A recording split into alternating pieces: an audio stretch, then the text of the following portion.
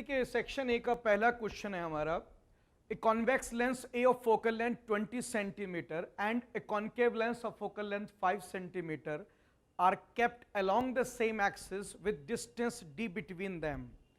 ये convex lens है जिसकी फोकल लेंथ 20 है और उसके आगे कॉन्केव रखा है सेम एक्सिस के अलोंग जिसकी लेंथ 5 है। ठीक है, बीच का गैप उन्होंने d दिया है। ये if A parallel beam of light falling on A leaves B as parallel beam of light, हम चाहते हैं कि एक पैरेलल बीम ऑफ लाइट आए और वो जो बाहर जाए तो as a parallel beam of light जाए। अब देखिए पैरेलल आए और पैरेलल जाए, इसका मतलब एज ए होल पूरे सिस्टम ने लाइट को ना कन्वर्ज किया है ना डाइवर्ज। सर ऐसा तभी होता है जब सिस्टम की पावर जीरो हो। अब जब दो लेंस किसी डी डिस्टेंस पे रखे हो तो सिस्टम की फोकल लेंथ निकालने का फॉर्मूला हम लोग ये पढ़ते हैं, ये। अब इसमें f पूरे सिस्टम की फोकल लेंथ है तो 1/f पूरे सिस्टम की पावर हो गई। ये जीरो होनी चाहिए क्योंकि तभी ऐसा हो सकता है कि पैरेलल आए और पैरेलल चली जाए, क्योंकि पूरे सिस्टम ने एज ए होल ना कन्वर्ज किया ना डाइवर्ज, ये जीरो हो जाएगा। 1/f1 क्या है? +20 क्योंकि कॉन्वेक्स लेंस है, f2 -5 क्योंकि वो कॉन्केव है, माइनस d/f1 +20 और f2 -5। फॉर्मूला लगा दीजिए, मैंने क्लास में टॉपिक पढ़ाया भी है और ऐसे ही क्वेश्चन कराया था, बिल्कुल इसी फॉर्मूले से किया था हमने। अब इसको आप बेटे सॉल्व करके देख लीजिए, 15 सेंटीमीटर आंसर आ जाएगा। कैलकुलेशन आप खुद कर सकते हैं, मेरी कोई जरूरत नहीं। 15 सेंटीमीटर आंसर आ जाएगा। मैंने क्लास में फॉर्मूले से किया था इसलिए मैंने फॉर्मूले से बताया है। आप रे डायग्राम से भी कर सकते हैं, मगर रे डायग्राम में हो सकता है आप गलती कर दें, इसलिए रे डायग्राम के बजाय फॉर्मूले को प्रिफर करें तो ज़्यादा अच्छा रहेगा। तो पहले क्वेश्चन का आंसर 15 है, आप खुद कैलकुलेशन कर लीजिए, नहीं तो मैं करके दिखा देता हूँ। ये 0 बराबर है 1/20 माइनस 1/5 प्लस d/5 इंटू 20। इसको धर ले जाइए, यह आ जाएगा आपका 1/5 minus 1/20 equals to d into 5 into 20। 20 minus 5 LCM ले लीजिए इसका। वैसे तो कैलकुलेशन आप खुद भी कर सकते हैं, मेरा कोई ज़्यादा रोल नहीं है इसमें। तो d यहाँ से 15 सेंटीमीटर आ जाएगा, आप चेक कर सकते हैं। अगले क्वेश्चन पे चलते हैं। अगला क्वेश्चन जो है उसमें कहा गया the equivalent capacitance of the combination is. देखिए इस कॉम्बिनेशन में इक्विवेलेंट कैपेसिटेंस चाहिए, किसके बीच में? सर इक्विवेलेंट कैपेसिटेंस हमेशा टर्मिनल के बीच में चाहिए होता है, ये टर्मिनल जो होते हैं इनके बीच में।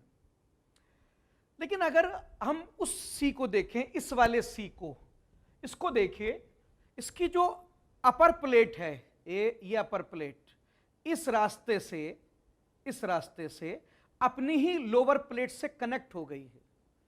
और मैंने आपको बताया था कि जब किसी डिवाइस की एक प्लेट अपनी ही दूसरी प्लेट से कनेक्ट हो जाए तो वो चीज शॉर्ट सर्किट हो जाती है। अगर ये कैपेसिटर शॉर्ट सर्किट हो गया तो ये तो अब बेकार हो गया, तो इसे यहां से रिमूव कर दीजिए।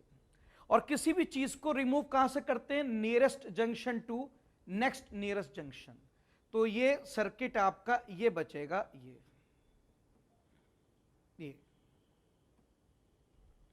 अब ये दोनों साफ दिखाई दे रहा, पैरेलल कॉम्बिनेशन में है, तो इसका जो इक्विवेलेंट कैपेसिटेंस आ जाएगा C1 प्लस C2 यानी कि 2C, जो कि पैरेलल का फॉर्मूला होता है कैपेसिटेंस में। ये आंसर आ जाएगा।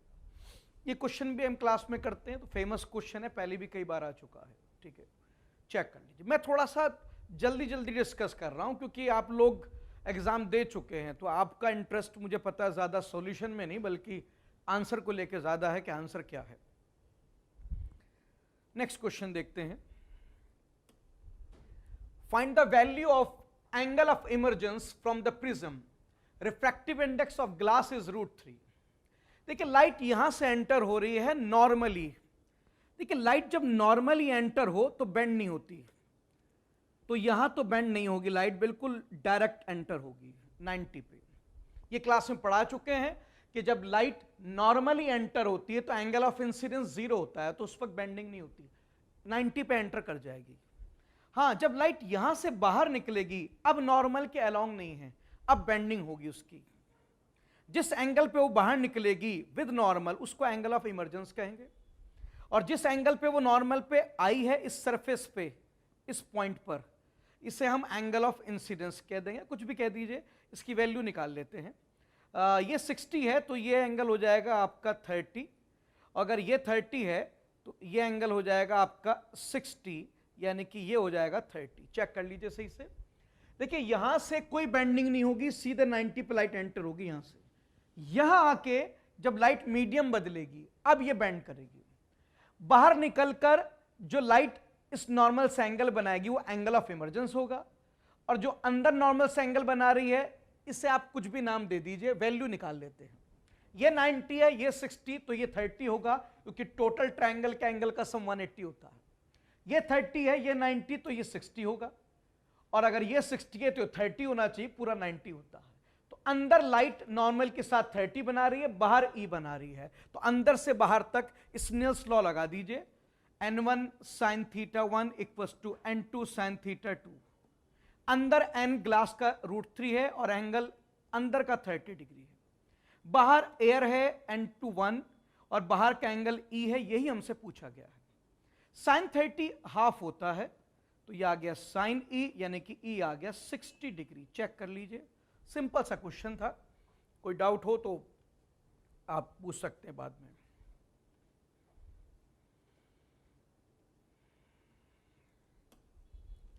A lens of large focal length and large aperture is best suited as an objective of an astronomical telescope since, पहला ऑप्शन है, a large aperture contribute to the quality and visibility of image। हाँ, aperture मतलब diameter, अगर उसका size बड़ा है, lens बड़ा है, तो उसके थ्रू लाइट ज्यादा पास होगी, लाइट ज्यादा पास होगी तो इमेज ब्राइट बनेगी, क्योंकि ज्यादा लाइट से बनी है, और ब्राइट इमेज बिल्कुल क्लियर नजर आएगी, उसकी क्वालिटी, उसकी विजिबिलिटी बहुत बढ़िया होगी, तो ए सही है।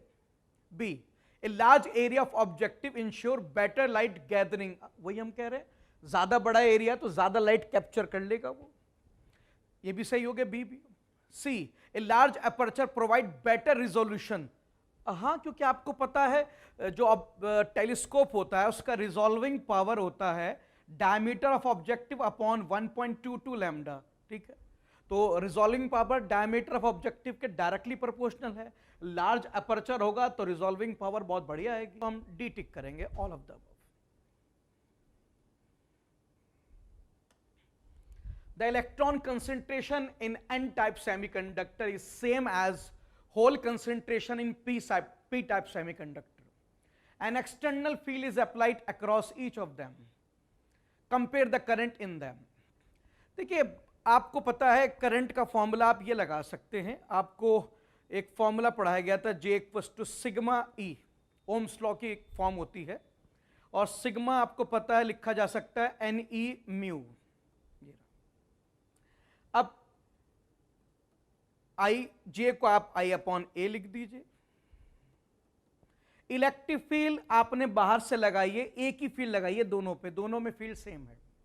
इलेक्ट्रॉन का चार्ज सर सेम होता है एज होल का, सिर्फ हम ये मानते हैं कि वो पॉजिटिव है, चार्ज सेम होता है। एन कंसेंट्रेशन उसने सेम दी है, साफ लिखा है कंसेंट्रेशन सेम है। एरिया, सर एरिया के बारे में उसने कुछ कहा ही नहीं है, और जब नहीं कहा है तो हम उसको सेम ही मान के चलेंगे, तो इस हिसाब से देखा जाए तो आई म्यू के डायरेक्टली प्रोपोर्शनल है। और क्लास में पढ़ाया जाता है कि इलेक्ट्रॉन की, फ्री इलेक्ट्रॉन की मोबिलिटी होल से ज्यादा होती है। अब एन टाइप में मेजॉरिटी चार्ज कैरियर कौन होते हैं? फ्री इलेक्ट्रॉन, और उनकी मोबिलिटी ज्यादा है तो उनका करंट भी क्या होगा? ज्यादा। पी में मेजॉरिटी चार्ज कैरियर होल हैं, और होल की मोबिलिटी क्योंकि कम होती है तो करंट थोड़ा सा कम रहता है उनका, तो इस हिसाब से एन का इलेक्ट्रॉन एन टाइप में जो करंट मिलेगा वो कंपैरेटिवली ज्यादा मिलेगा एज पी साइड, ठीक है।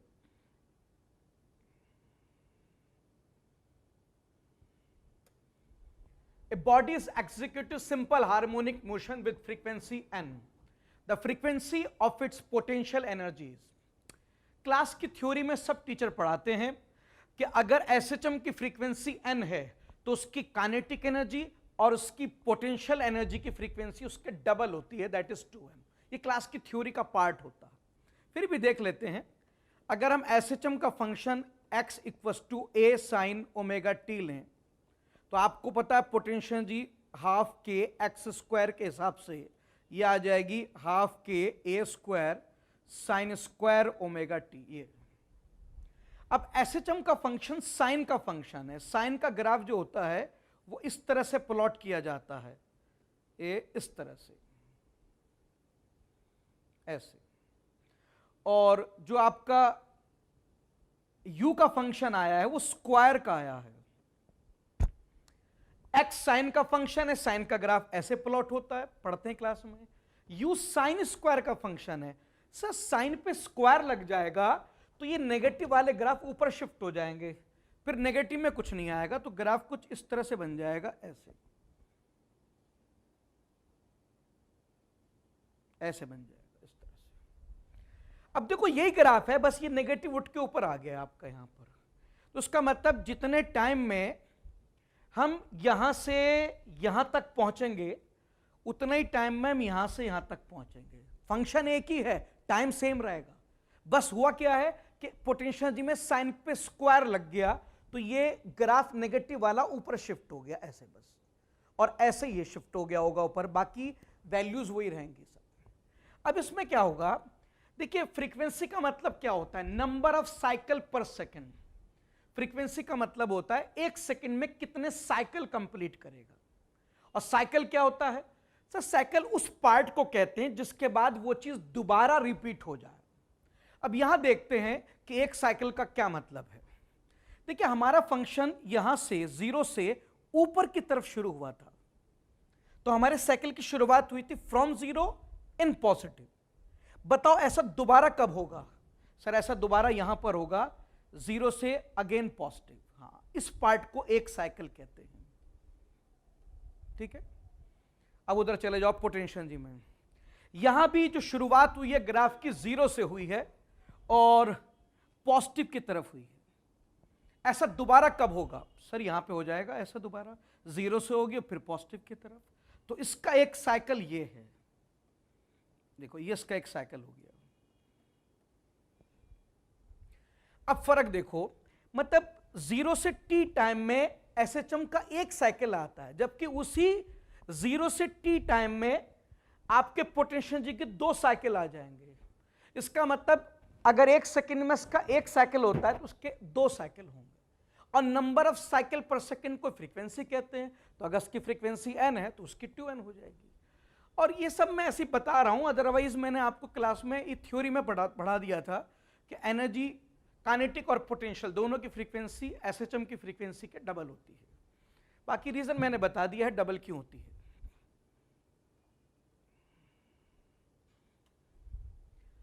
A dipole is placed in an electric field in which direction it will move। देखिए डायपोल जो है ये है प्लस क्यू माइनस क्यू, और ये इस फील्ड में रखा है जो रेडियली निकल रही है। रेडियल फील्ड किसकी होती है सर, पॉइंट चार्ज की होती है, तो यहां कोई पॉइंट चार्ज रखा होगा जिसकी फील्ड रेडियल पैटर्न पे निकल रही है। तो यहां जो प्लस क्यू है यहां पर फील्ड कितनी होगी, लेट अस से E1, और माइनस क्यू पर लेट अस से E2। अलग अलग होगी, रेडियल फील्ड यूनिफॉर्म नहीं होती। रेडियल फील्ड पॉइंट चार्ज की होती है और पॉइंट चार्ज की फील्ड डिस्टेंस के इनवर्सली प्रोपोर्शनल होती है। जो पॉइंट नजदीक है वहां फील्ड स्ट्रांग होगी, जो पॉइंट वहां से दूर है वहां की फील्ड वीक होगी। तो E1 E2 से ज्यादा होगा इस केस में, ठीक है। E1 will be more than E2। अब E1 प्लस क्यू पे फोर्स लगाएगा अलोंग द चार्ज ऐसे F1, और E2 माइनस क्यू पे फोर्स लगाएगा opposite to field that is F2। क्योंकि आपको पता है फील्ड पॉजिटिव चार्ज पे अलोंग फील्ड फोर्स लगाती है, नेगेटिव पे opposite to field. F1 F2 opposite हैं, और क्योंकि E1 मोर है तो F1 की वैल्यू F2 से क्या होगी, ज्यादा। फील्ड ज्यादा है, फोर्स भी ज्यादा होगा। अब बाकी आपको पता ही है फोर्स का फॉर्मूला होता है Q इंटू E। चार्ज दोनों पे सेम है, फील्ड 1 की ज्यादा है तो फोर्स भी 1 का ज्यादा हो, और क्योंकि 1 का फोर्स राइट में है तो रिजल्टेंट फोर्स जो आएगा वो राइट में आएगा F1 माइनस F2। अब सिंस इस डायपोल पे नेट फोर्स राइट में लग रहा है तो रिलीज करते डायपोल राइट की तरफ शिफ्ट होगा। तो तो एक बात तो कंफर्म है कि ये राइट की तरफ मूव करेगा, ना कि लेफ्ट की तरफ। तो क्या तो ऑप्शन ए होगा या सी होगा। अच्छा, फोर्स राइट में लग रहा है, ठीक है, तो जाहिर सी बात है ये मूव भी राइट में ही करेगा जब फोर्स राइट में लग रहा है। जब राइट में मूव करेगा और फोर्स भी राइट में है, इसका मतलब फोर्स और डिस्प्लेसमेंट पैरेलल हैं एक दूसरे के। जब फोर्स और डिस्प्लेसमेंट एक दूसरे के पैरेलल हो तो आपको पता है वर्क पॉजिटिव होता है, ठीक है, और डेल्टा यू होता है नेगेटिव ऑफ वर्क। अब वर्क अगर पॉजिटिव है तो डेल्टा यू माइनस में चला जाएगा, यानी कि पोटेंशियल डिक्रीज होगी जैसे जैसे वो मूव करेगा ऐसे। अच्छा, दूसरा, इस चीज को फॉर्मूले के बजाय ऐसे भी देख सकते हैं कि जब फोर्स इसको उधर शिफ्ट करेगा तो एक्सेलरेट करेगा, यानी कि काइनेटिक एनर्जी बढ़ेगी। सर काइनेटिक बढ़ेगी तो पोटेंशियल को घटना चाहिए, तो उस हिसाब से भी देख सकते हैं। तो ये वाला ऑप्शन बेस्ट रहेगा, towards right, and as it potential energy will decrease, ठीक है।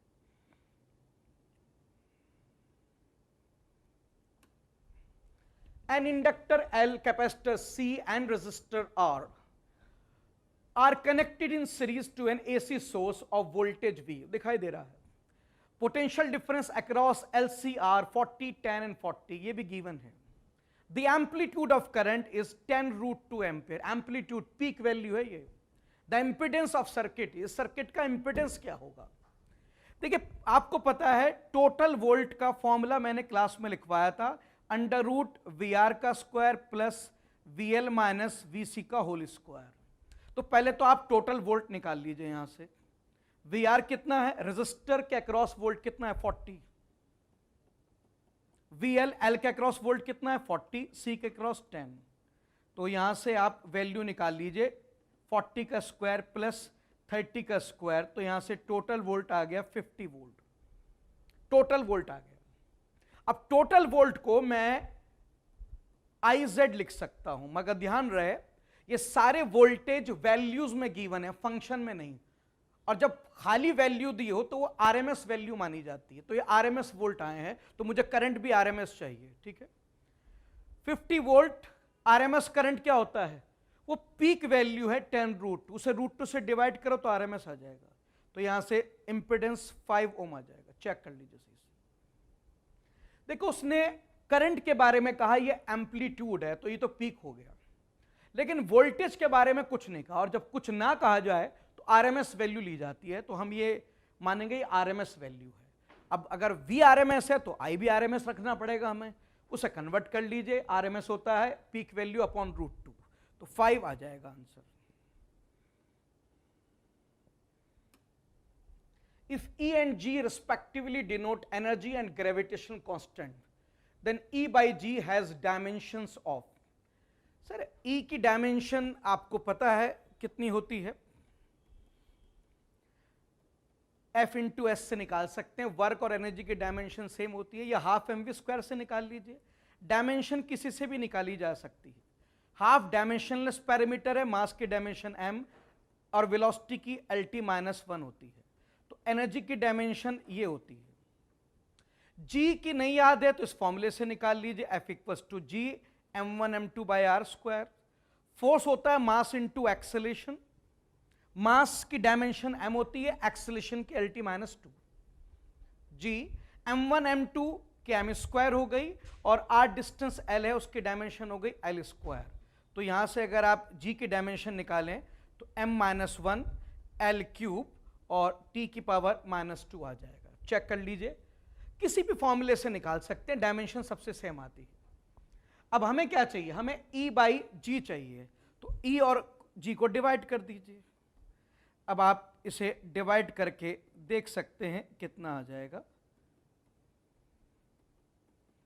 तो ये आ जाएगा m स्क्वायर L की पावर -1, m स्क्वायर L की पावर -1, ये D ऑप्शन से मैच कर जाएगा।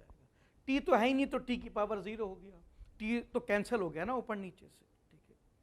मेथड देख लीजिए, कैलकुलेशन आप खुद चेक कर लीजिए।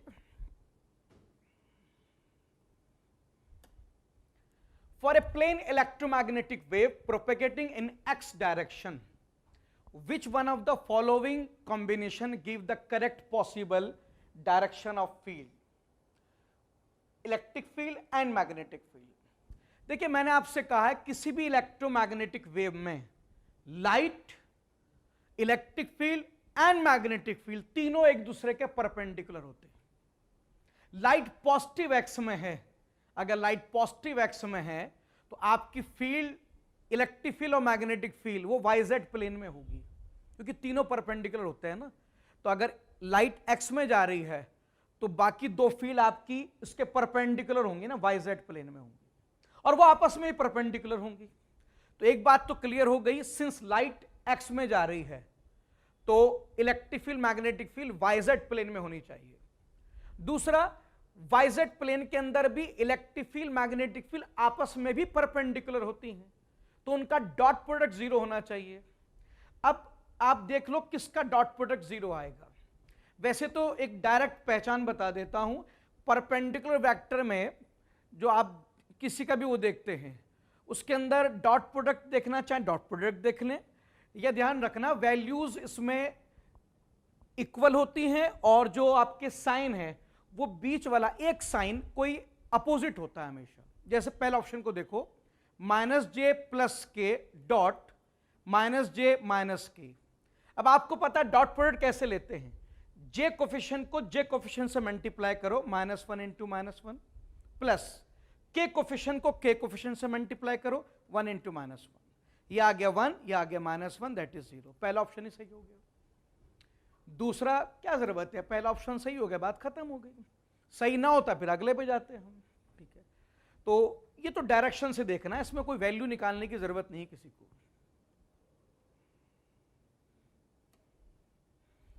In potentiometer circuit, a cell of 1.5 volt give balance point at 36 centimeter length. If another cell 2.5 volt replace the first cell, then at what length of wire the balance point occurs? देखिए potentiometer में balancing voltage बराबर होते हैं k times balancing length, where k is potential gradient. Initially ये EMF 1.5 था जो balance किया हमने, और बैलेंसिंग लेंथ थी 36 सेंटीमीटर, इक्वेशन 1। आपने इस सेल को रिप्लेस कर दिया दूसरे सेल से जिसका वोल्टेज 2.5 है। आपने सेल रिप्लेस किया, वायर रिप्लेस नहीं किया, तो पोटेंशियल ग्रेडियंट फिर से वही रहेगा k। और अब नल पॉइंट पता नहीं, लेट अस से L, इक्वेशन 2। यही पूछा है उसने कि बताओ अगर मैं इस सेल को इस सेल से रिप्लेस कर दूं तो बैलेंसिंग लेंथ अब कितनी हो जाएगी। सर डिवाइड कर दो क्योंकि मेरे पास k की वैल्यू नहीं है। सेकंड इक्वेशन को फर्स्ट इक्वेशन से डिवाइड कर दीजिए, तो ये आ जाएगा 5/3 इक्वल्स टू L/36। ये कैंसिल हो जाएगा 12 से, तो यहां से L से आ जाएगा 60 सेंटीमीटर। चेक कर लीजिए, डी ऑप्शन आ जाएगा, देख लो अच्छी तरह से।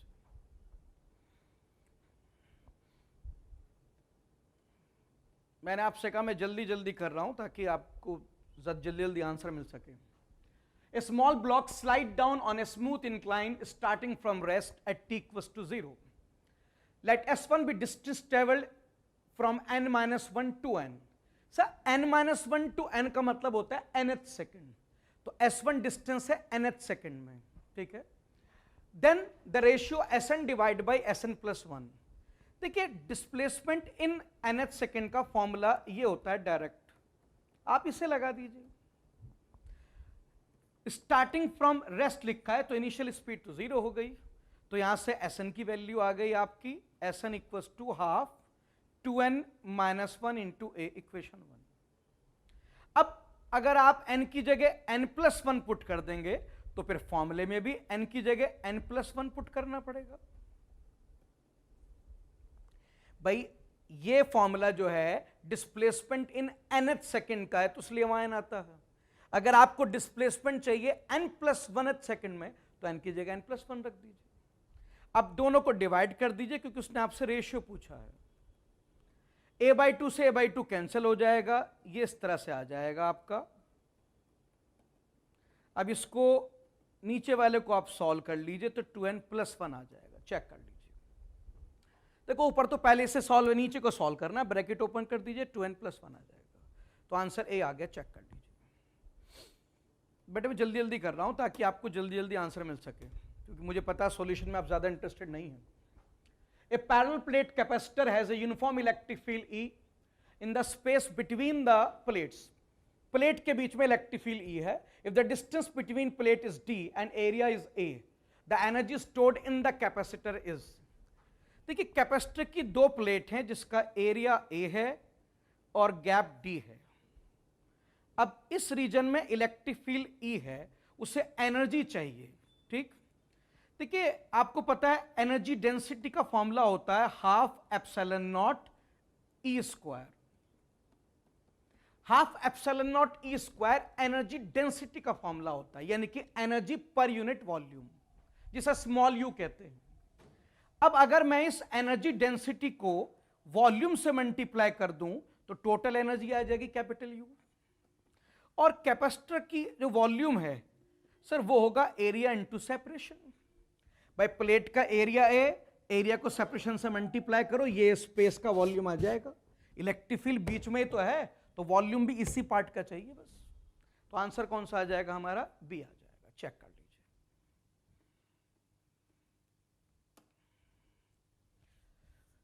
Next question match of the following का है. ए है root mean square. Sir VRMS का तो डायरेक्ट फॉर्मूला होता है √3RT/m, वो तो ऐसे ही देख लीजिए क्यू, तो ये तो सीधे सीधे क्यू से मैच हो जाएगा. ठीक है. अच्छा, pressure exerted by ideal gas, वो निकालना पड़ेगा. क्यों निकालें, थोड़ा देख लेते हैं और जल्दी ऑप्शन मिल जाएगा, निकल तो जाएगा ही. Average kinetic energy of molecule. Sir आपको पता है एवरेज एनर्जी जो होती है वो 3/2 kT होती है, जिसमें K बोल्ट्जमैन कांस्टेंट होता है, वो हमारा एस ऑप्शन है, ये मैच कर गया. Total internal energy of 1 mole of diatomic gas. Sir internal energy का फॉर्मूला होता है NCV/T, मोल 1 है और डायटोमिक गैस का CV होता है 5R/2, तो ये आपका R से मैच हो गया. अब जाहिर सी बात है वो Q से मैच हो गया, ये S से, ये R से, तो अब जाहिर सी बात है ये P से मैच होगा, क्योंकि इसमें थोड़ा सा टाइम लगेगा, हम क्यों टाइम वेस्ट करें अपना, ये ऐसे ही मैच हो जाएगा P से. तो QPSR देखना है किस में मिलेगा हमें. QPSR बी ऑप्शन में मिल जाएगा हमें, इसको टिक कर दीजिए QPSR. बाकी निकालना चाहे प्रेशर भी निकाल सकते हैं, P viscous to nRT. कैसे सर? वो P viscous to nRT का फॉर्मूला लगा दीजिए आप, ठीक है, और यहां से P आ जाएगा आपका N/V इंटू RT. ठीक है, इस तरह से. अब इसको RT की वैल्यू मैं उससे निकालता हूं. बेटे जो V बार देख रहे हैं ना, ये VRMS होता है. ठीक है, तो VRMS की वैल्यू आपको पता ही √3RT/m है, तो उसका स्क्वायर होगा 3RT/m. ठीक है, तो यहां से RT की वैल्यू क्या आएगी? mv बार का स्क्वायर बाई 3, ये आ जाएगी RT की वैल्यू. तो यहां से ये आ जाएगा आपका N/V, ये आ गया mv बार स्क्वायर बाई 3. ठीक है. अच्छा, अब इसने m दिया है, v बार दिया है और 1/3 भी. n का मीनिंग नहीं बताया. अब यूजुअली n का मतलब नंबर ऑफ मोल से होता है, लेकिन बहुत से लोग इसे number of mole per unit volume से भी देखते हैं. तो इसका मतलब उस फॉर्मूले के अंदर जो n लिया उसने number of moles per unit volume से लिया है. वो लिख सकते हैं, वो ऐसी कोई प्रॉब्लम नहीं है, क्योंकि nm डिफाइन तो किए नहीं उसने. इसीलिए मैं आपसे कह रहा था उसको बाद में देखना, उसमें थोड़ा सा आपको कह सकते हैं सिंबल्स में कंफ्यूजन हो सकता है, मगर बाकी सब ऑप्शन बिल्कुल क्लियर हैं, उससे आपको पता लग जाएगा करेक्ट आंसर कौन सा है. The velocity of a small ball of mass m and density d when dropped in container filled with glycerine become constant after some time.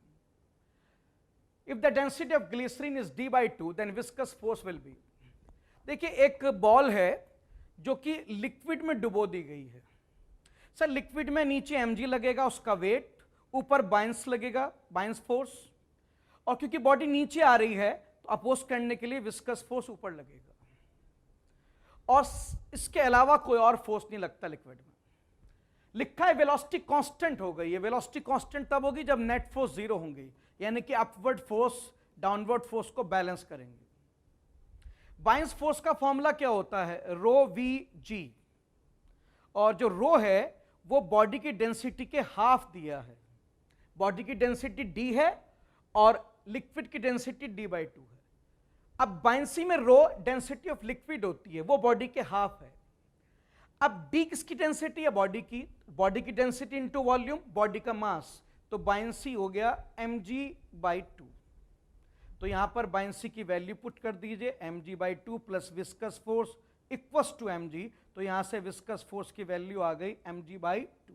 Check कर लीजिए, चेक कर लीजिए, कोई डाउट हो तो मुझे बता दीजिए। हो गया?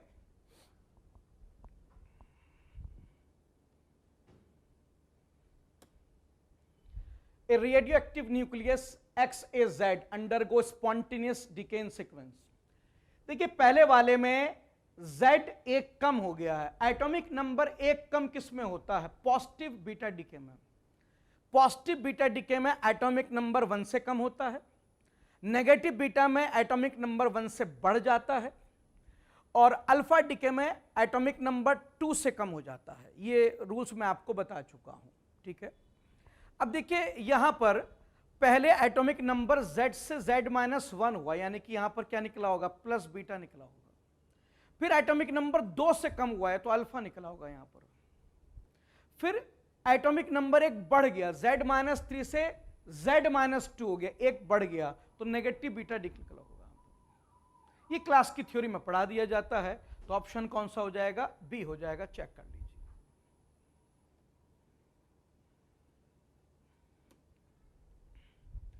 A thick current carrying cable of radius r carries current I uniformly distributed across cross section।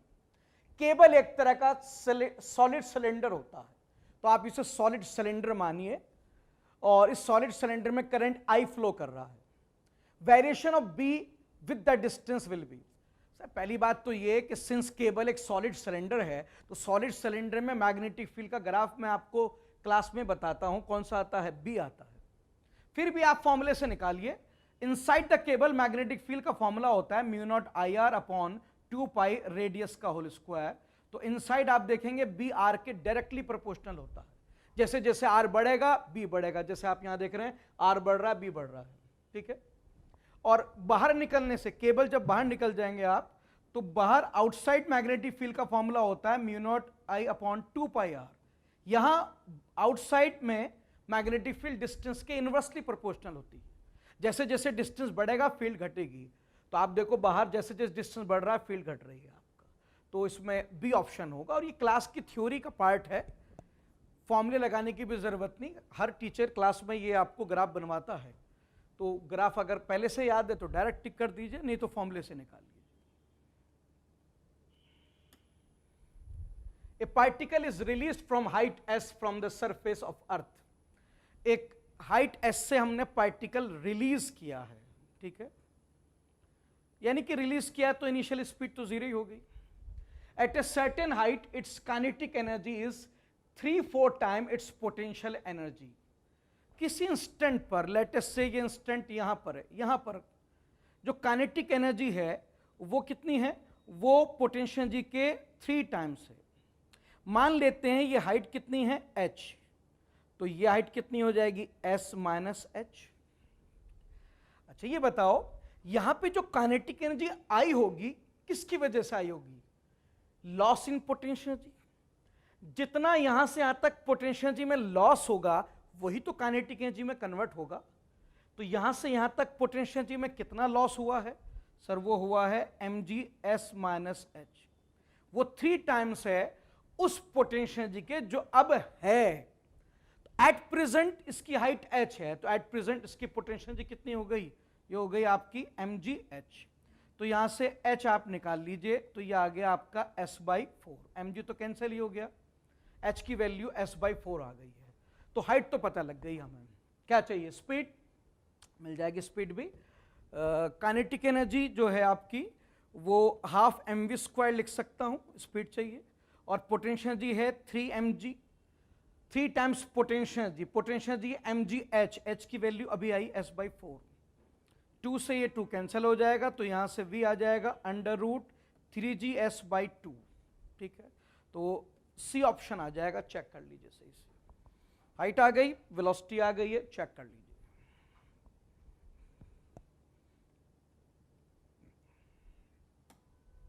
The half-life of radioactive nucleus is 100 hours. The fraction of original activity that will remain after 150 hour would be।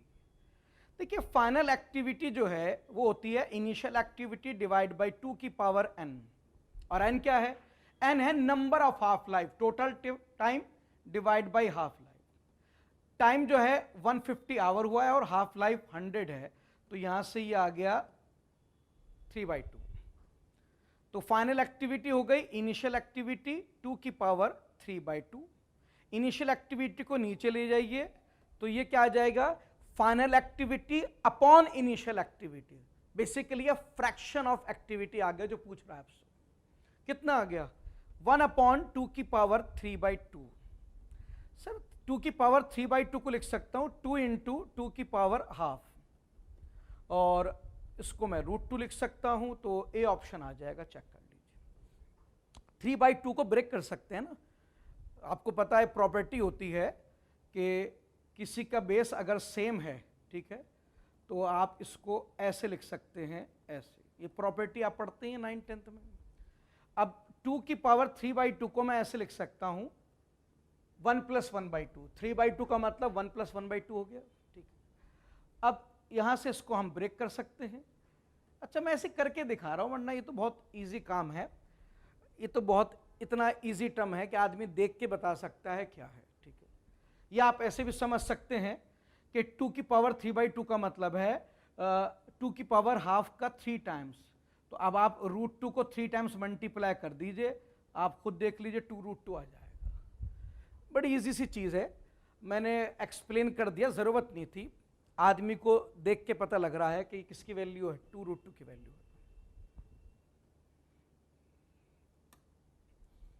A cup of coffee cool from 90 to 80 in T minute and the room temperature is 20 degree Celsius, ठीक है।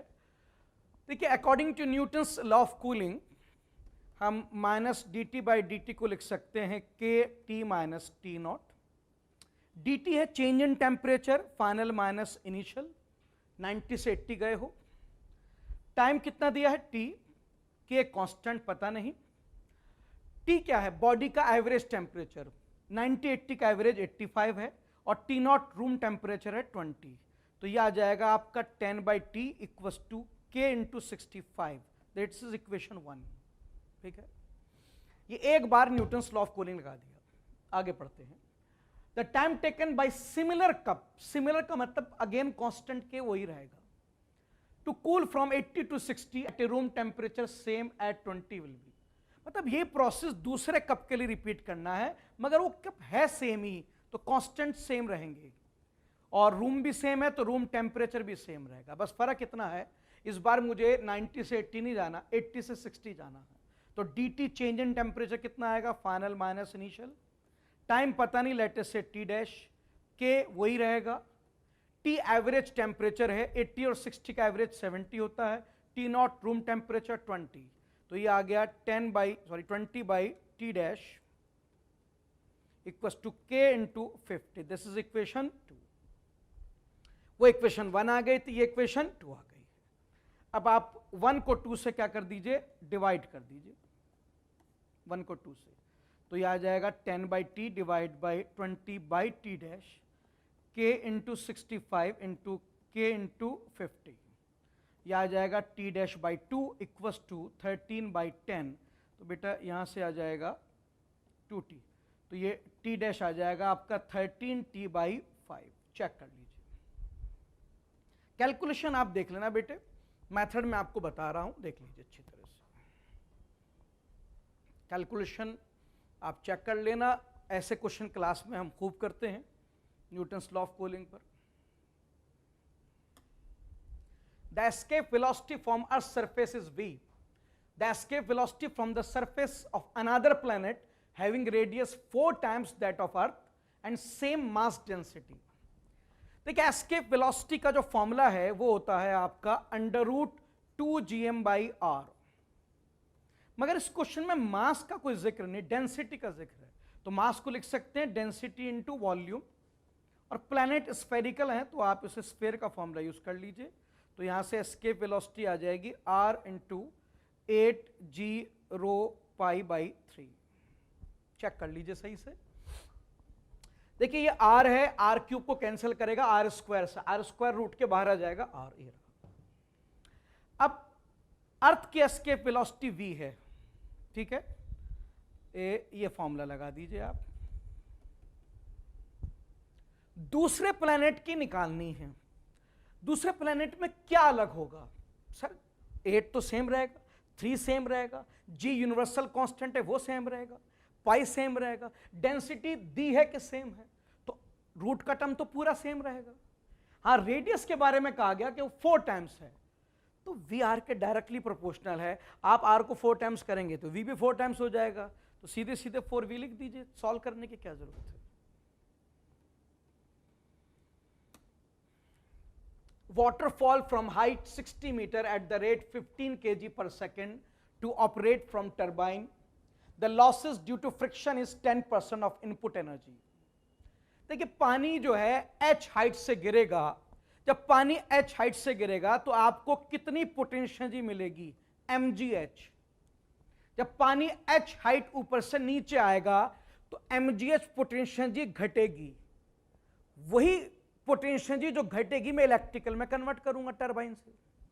मगर वो कह रहा है कि total नहीं कर पाएंगे आप कन्वर्ट, रास्ते में 10% लॉस भी होगा, तो यानी कि जो हमें एनर्जी मिलेगी एज ए आउटपुट वो इसका 90% मिलेगा ऐसे, ठीक है, इतनी एनर्जी हमें मिल जाएगी। How much power is generated? Sir power energy नहीं होता, पावर होता है एनर्जी पर यूनिट टाइम। तो आप एक काम कीजिए, इसे टाइम से डिवाइड कर दीजिए। 0.9। m कितना दिया है सर? m दिया है 15 kg पर सेकेंड। एक सेकेंड में अगर 15 kg गिर रहा है तो t टाइम में कितना गिरेगा? 15 इंटू टी, g10, और हाइट कितना दी है वो 60 metre, divide by t, t से टी कैंसिल हो गया, पावर आ गया 0.9 इंटू 15 इंटू 10 इंटू 60, ठीक है। अब आप यहां से कैलकुलेशन करके देख सकते हैं कितना आ जाएगा, 9 इंटू 60 इंटू 15, ठीक है। अब बेटे आप कैलकुलेशन करके देख लीजिए, यहाँ से जो पावर आएगी आपकी वो आप इसे देखेंगे 15 इंटू 9 इंटू 60 करके देखेंगे तो ये लगभग, अगर आप करके देखें तो ये पावर आ जाएगी लगभग 8100 वॉट, यानी कि 8.1 किलोवाट। चेक कर लीजिए, कैलकुलेशन आप करके देख सकते हैं। मास का ध्यान रखना, उसने मास नहीं दिया, 15 kg पर सेकेंड का मतलब एक सेकेंड में 15 kg आएगा, तो टोटल टाइम में टी में कितना आएगा? 15 इंटू टी, टी से टी फिर वो कैंसिल हो जाएगा, आपको आपका आंसर मिल जाएगा। चेक कर लीजिए सही से।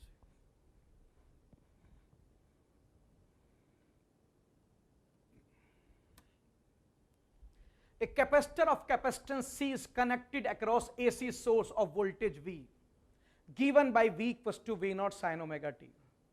The displacement current between the plate of capacitor would then given by, देखिए डिस्प्लेसमेंट करंट वैसे तो इस फॉर्मूले से निकाला जाएगा, epsilon naught d phi by d t, where phi जो है वो इलेक्ट्रिक फ्लक्स होता है। मगर आपको पता है हमारे कैपेसिटर के बीच में इलेक्ट्रिक फील्ड जो है कांस्टेंट होती है, तो हम इसे ई एस लिख सकते हैं, ठीक है। और अगर हम इसे ई की वैल्यू पुट करें तो ई की value between parallel plate capacitor epsilon Q by epsilon not a आती है, और एस एरिया है तो ए की बात हो गई, ए से कैंसिल हो गया, तो इलेक्ट्रिक फ्लक्स आ जाएगा क्यू बाय एप्सिलॉन नॉट। ये मैं कैपेसिटर के लिए बता रहा हूं, ये फॉर्मूला हम क्लास में पढ़ते हैं, electric field between the plate of capacitor Q by epsilon not होता है, ठीक है। अब फाई को अगर आप डिफरेंशिएट करेंगे तो आप करके देख लीजिए, ये जो आएगा आपका वो वही आएगा जो नॉर्मल करंट आता है। ये बात मैंने क्लास में बताई भी है कि डिस्प्लेसमेंट करंट का फॉर्मूला लगाया मत करो, कोई फायदा नहीं है। कैपेसिटर की प्लेट के बीच में डिस्प्लेसमेंट करंट उतना ही आता है जितना बाहर वायर में नॉर्मल करंट आता है। तो ये सब मैंने ऐसी जल्दी जल्दी करके दिखा दिया, लेकिन मैंने क्लास में पढ़ाया था, सब करने की कोई जरूरत नहीं है। कैपेसिटर की प्लेट के बीच में जो करंट आता है डिस्प्लेसमेंट करंट, वो उतना ही होता है जितना वायर में नॉर्मल करंट होता है। तो सीधे सीधे D Q by d T लगाना है, जो नॉर्मल लगाते हैं हम। और आपको पता है ये कैपेसिटर है तो Q CV हो जाएगा, C कांस्टेंट है तो dV/dt। अब V दिया है V0 sin ओमेगा t, इसको अगर मैं डिफरेंशिएट करूं t के रेस्पेक्ट में तो ये आएगा ओमेगा cos ओमेगा t। अब यहां पुट कर दीजिए तो जाएगा CV0 omega cos omega t। क्या आ गया? डिस्प्लेसमेंट करंट आ गया। कौन सा फॉर्मूला आएगा? अब आप देख लीजिए, ये आ जाएगा डी ऑप्शन आपका, चेक कर लीजिए सही से, ये आ गया। अब वैसे इतना लंबा मैंने ऐसी जल्दी जल्दी करके दिखा दिया, क्लास में बात मैंने बता दी थी कि dQ/dt से निकाल लिया करो, उससे भी वही आता है, ठीक है। इतना लॉन्ग प्रोसेस जाने की जरूरत नहीं कैपेसिटर में। A nucleus with mass number 240 break into two fragment each of mass number 120। एक हैवी न्यूक्लियस है जिसका मास नंबर 240 है और वो दो न्यूक्लियस में डिवाइड हुआ जिनका दोनों का मास नंबर 120 है, ठीक है। Binding energy per nucleon of unfragmented nucleus, unfragmented का मतलब टूटने से पहले, इसका वो कितना है? ये है 7.6। क्या चीज है ये? Binding energy per nucleon, per nucleon का मतलब binding energy divide by mass number, and while that of fragment is 8.5। Fragment का मतलब अब जो टूट के बने हैं उनकी बाइंडिंग एनर्जी पर न्यूक्लियन कितनी है? 8.5 है। ये हो गया 8.5, दोनों की सेम है। The total gain in the binding energy in this process, इस प्रोसेस के अंदर बाइंडिंग एनर्जी में इंक्रीज कितना आया है? सब पहले आप ये देख लो, अनफ्रेगमेंटेड की बाइंडिंग एनर्जी कितनी थी? 7.6 बाइंडिंग एनर्जी नहीं है, ये बाइंडिंग एनर्जी पर न्यूक्लियन है, यानी कि binding energy divide by mass number है। मास नंबर को उधर मल्टीप्लाई करो तो बाइंडिंग एनर्जी आएगी, और x का मास नंबर 240 है। ये आपकी इनिशियल बाइंडिंग एनर्जी है टूटने से पहले। अब टूटने के बाद जो है वो बाइंडिंग एनर्जी पर न्यूक्लियन 8.5 है, ठीक है। मास नंबर को उधर मल्टीप्लाई करो, बाइंडिंग एनर्जी आएगी। और अब मास नंबर 120 है, मगर 120 जैसे दो हैं तो इंटू 2 और कर देना तो फाइनल बाइंडिंग एनर्जी आ जाएगी, ठीक है।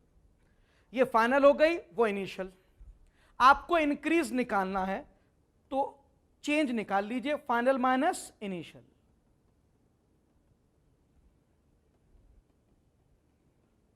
अब इसको आप माइनस करके देख लीजिए, आएगा 0.9 इंटू 240, तो ये 216 आ जाएगा, चेक कर लीजिए भाई। 120 इंटू 2 तो 240 हो गया, 240 इधर भी, 240 इधर भी, 240 कॉमन ले जाओ, 8.5 माइनस 7.6 0.9 आ गया। अब 0.9 इंटू 240 कोई भी कर सकता है, वैसे तो एक ही ऑप्शन बैठता है, बाकी तो बहुत एब्सर्ड ऑप्शन है इसमें। The effective resistance of parallel combination that consists of 4 wire of equal length, equal area and same material. Length equal, area equal, material same, that means resistance equal है, और सब पैरेलल में लगे हैं। आपको पता है जो पैरेलल का इक्विवेलेंट कॉम्बिनेशन आता है इक्वल रेजिस्टर में, वो R/N आता है, where N is number of capacitors added in parallel.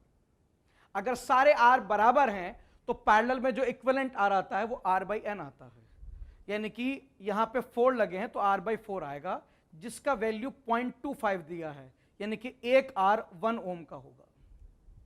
What will be the effective resistance if they are connected in series? अगर यही 4 सीरीज में लग जाए तो इक्विवेलेंट कितना होगा? सर अगर सीरीज में इक्वल R लग जाए तो उसका इक्विवेलेंट होता है N times R, where N is number of resistor. वो 4 हैं, आपने 4 लगाए हैं और एक का 1 है, तो इक्विवेलेंट कितना आएगा? 4 ओम। सी ऑप्शन आ जाएगा, चेक कर लीजिए।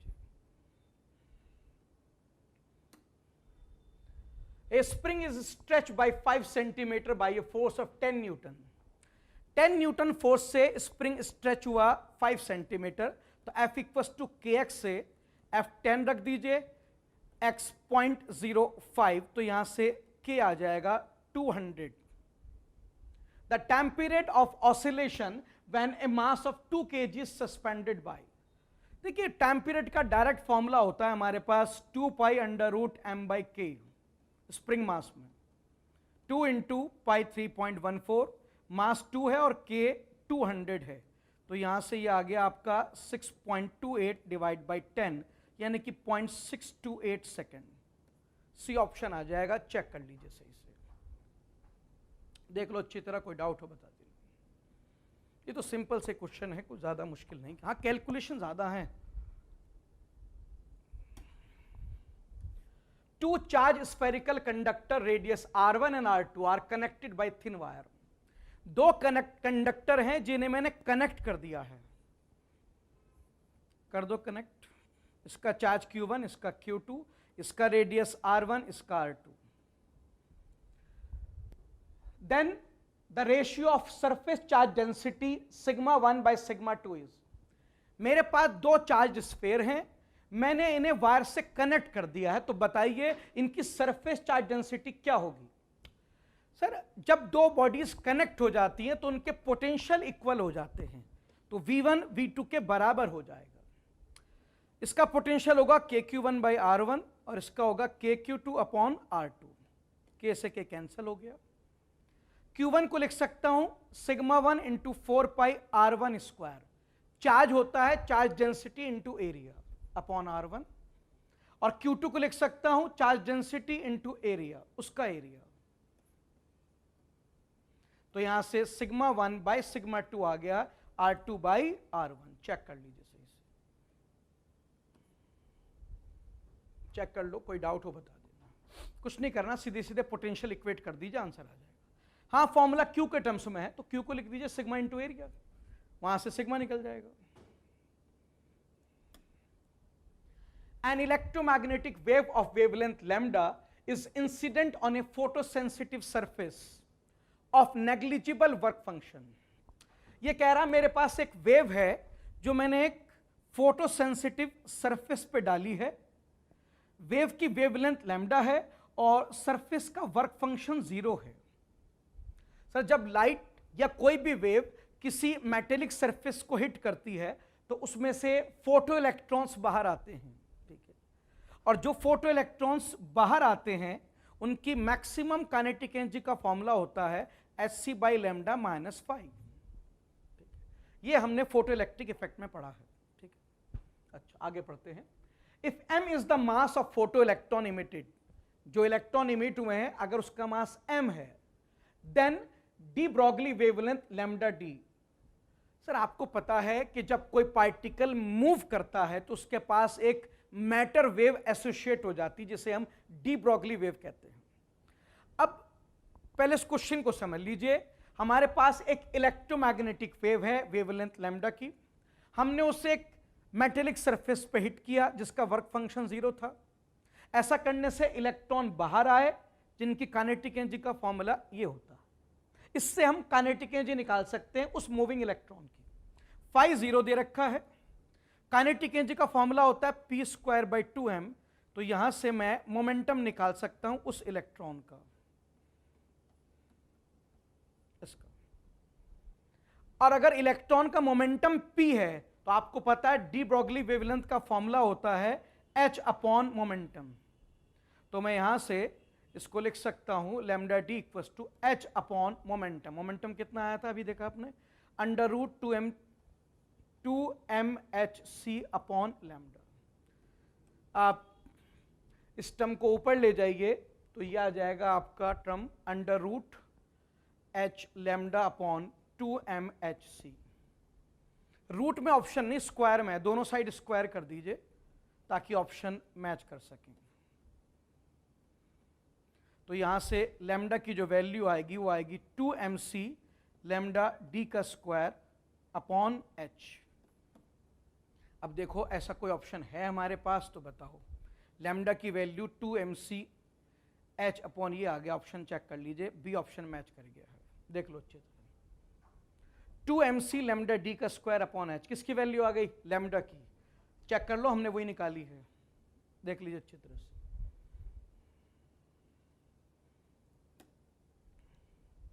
Again match of the following का क्वेश्चन आ गया है, ठीक है। तो उसमें क्या दिया है, पहला कॉलम है drift velocity. Sir drift velocity का फॉर्मूला तो ये होता है, क्लास में पढ़ाया जाता है, तो फॉर्मूला है आपको याद होगा। तो ये तो ए तो आर से मैच कर गया, ठीक है। उसके बाद है इलेक्ट्रिकल रेजिस्टिविटी। सर आपको पता है according to Ohm's law J equal to sigma E होता है, तो सिग्मा का लिख सकते हैं 1/ρ, तो यहां से रेजिस्टिविटी आ गया E/J यानी कि S, तो ये S से मैच कर गया, वायर से मैच कर गया और ये S से। फिर आता है रिलैक्सेशन पीरियड, तो रिलैक्सेशन पीरियड के लिए लगाओ, कंडक्टिविटी का फॉर्मूला होता है Ne² τ/m, सिग्मा को 1/ρ लिख सकते हैं क्योंकि आंसर रो में दिया है, तो यहां से रिलैक्सेशन टाइम आ जाएगा m/ρ Ne², यानी कि ऑप्शन मैच कर जाएगा P, चेक कर लीजिए। और current density, sir current density J का तो डायरेक्ट फॉर्मूला होता है NeVd, ये तो क्लास में लिखवाया जाता है, ये Q आ गया। RSPQ, अब RSPQ किस में मैच करता है आप खुद देख लीजिए, ऑप्शन डी में मैच करता है RSPQ। तो ये डायरेक्ट फॉर्मूला होता है J इक्वल टू NeVd, ये डायरेक्ट फॉर्मूला होता है Vd, अगर आप इन पे भी पहुंच जाए तो भी आप आराम से आंसर पर पहुंच जाएंगे। और बाकी में भी क्या रखा है, देखो एक दफा का हो सकता है आपको ये फॉर्मूला याद ना हो, छोड़ दो, बाकी तीन तो याद हैं आपको, वो तो स्टैंडर्ड है बहुत ज्यादा, ये स्टैंडर्ड है, ये स्टैंडर्ड है, ये स्टैंडर्ड है, अगर तीन पता लग गए तो फोर्थ ना भी पता लगे तो भी आंसर आ जाएगा आपका।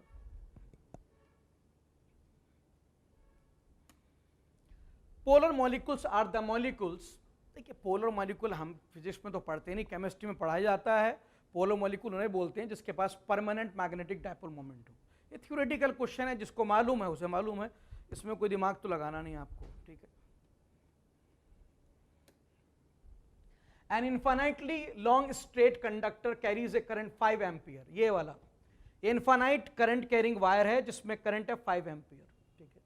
An electron is moving with speed 10⁵ parallel to the conductor, electron यहां है, ये वायर के पैरेलल चल रहा है v वेलोसिटी से। The perpendicular distance between them is 20, calculate magnetic force experienced by the electron.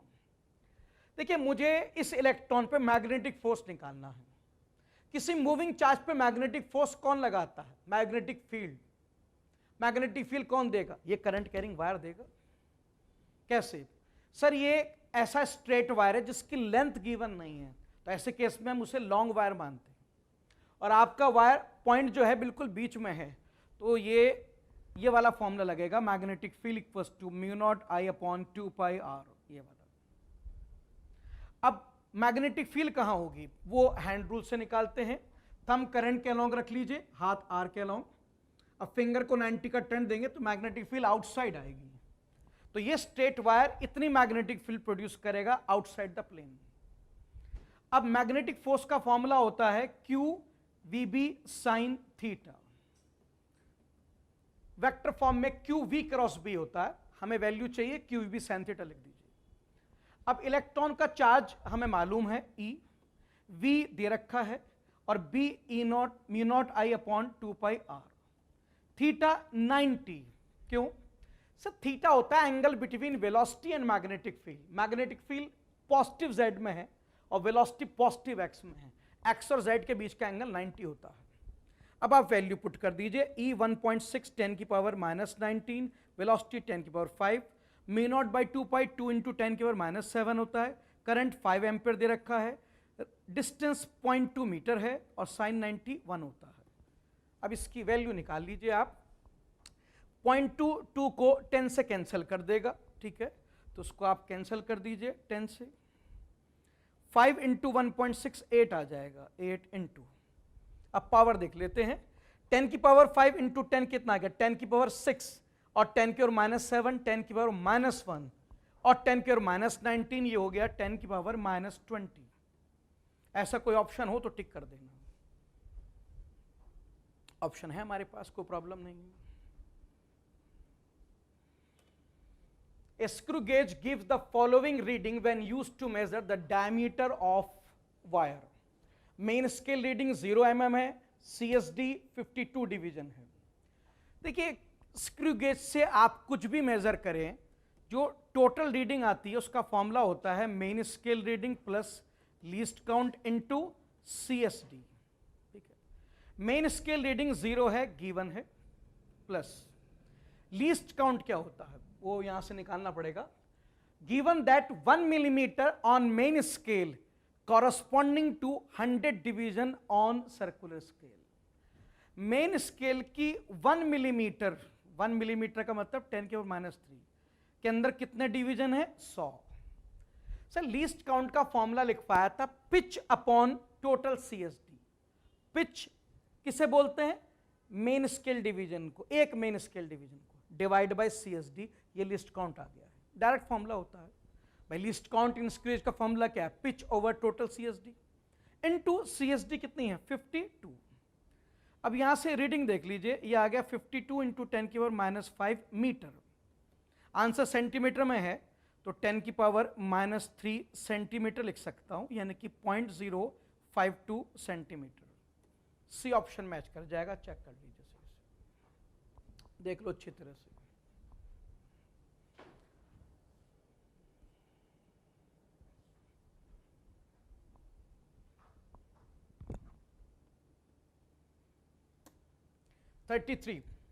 If force F, acceleration A, time T are chosen as fundamental quantities, आपको पता फंडामेंटल क्वांटिटी कुछ और है। ये कह रहा है कि आप मानो फोर्स, एक्सेलरेशन और टाइम फंडामेंटल है, find the dimension of energy. अगर ये फंडामेंटल है तो इनके टर्म्स में एनर्जी की डायमेंशन बतानी है। अब हमें तो नहीं पता इनके टर्म्स में क्या होगी, क्योंकि हमने तो फंडामेंटल इनको नहीं पढ़ा। फंडामेंटल तो अलग 7 क्वांटिटीज होती हैं। अब ये कह रहा है हाइपोथेटिकली आप ये मानिए कि फंडामेंटल वो 7 नहीं बल्कि ये 3 हैं, इनके टर्म्स में एनर्जी की डायमेंशन निकालनी है। एवरी अदर क्वांटिटी प्रोपोर्शनल होती है फंडामेंटल के। लेट अस से फोर्स की पावर x, एक्सेलरेशन की पावर y और टाइम की पावर z। यहां पे प्रोपोर्शनेट आएंगे तो एक डायमेंशनलेस कांस्टेंट आ जाएगा, उसकी चिंता करने की जरूरत नहीं, वो डायमेंशनलेस कांस्टेंट होता है। एनर्जी की डायमेंशन आपको पता है ml² t-2 होती है।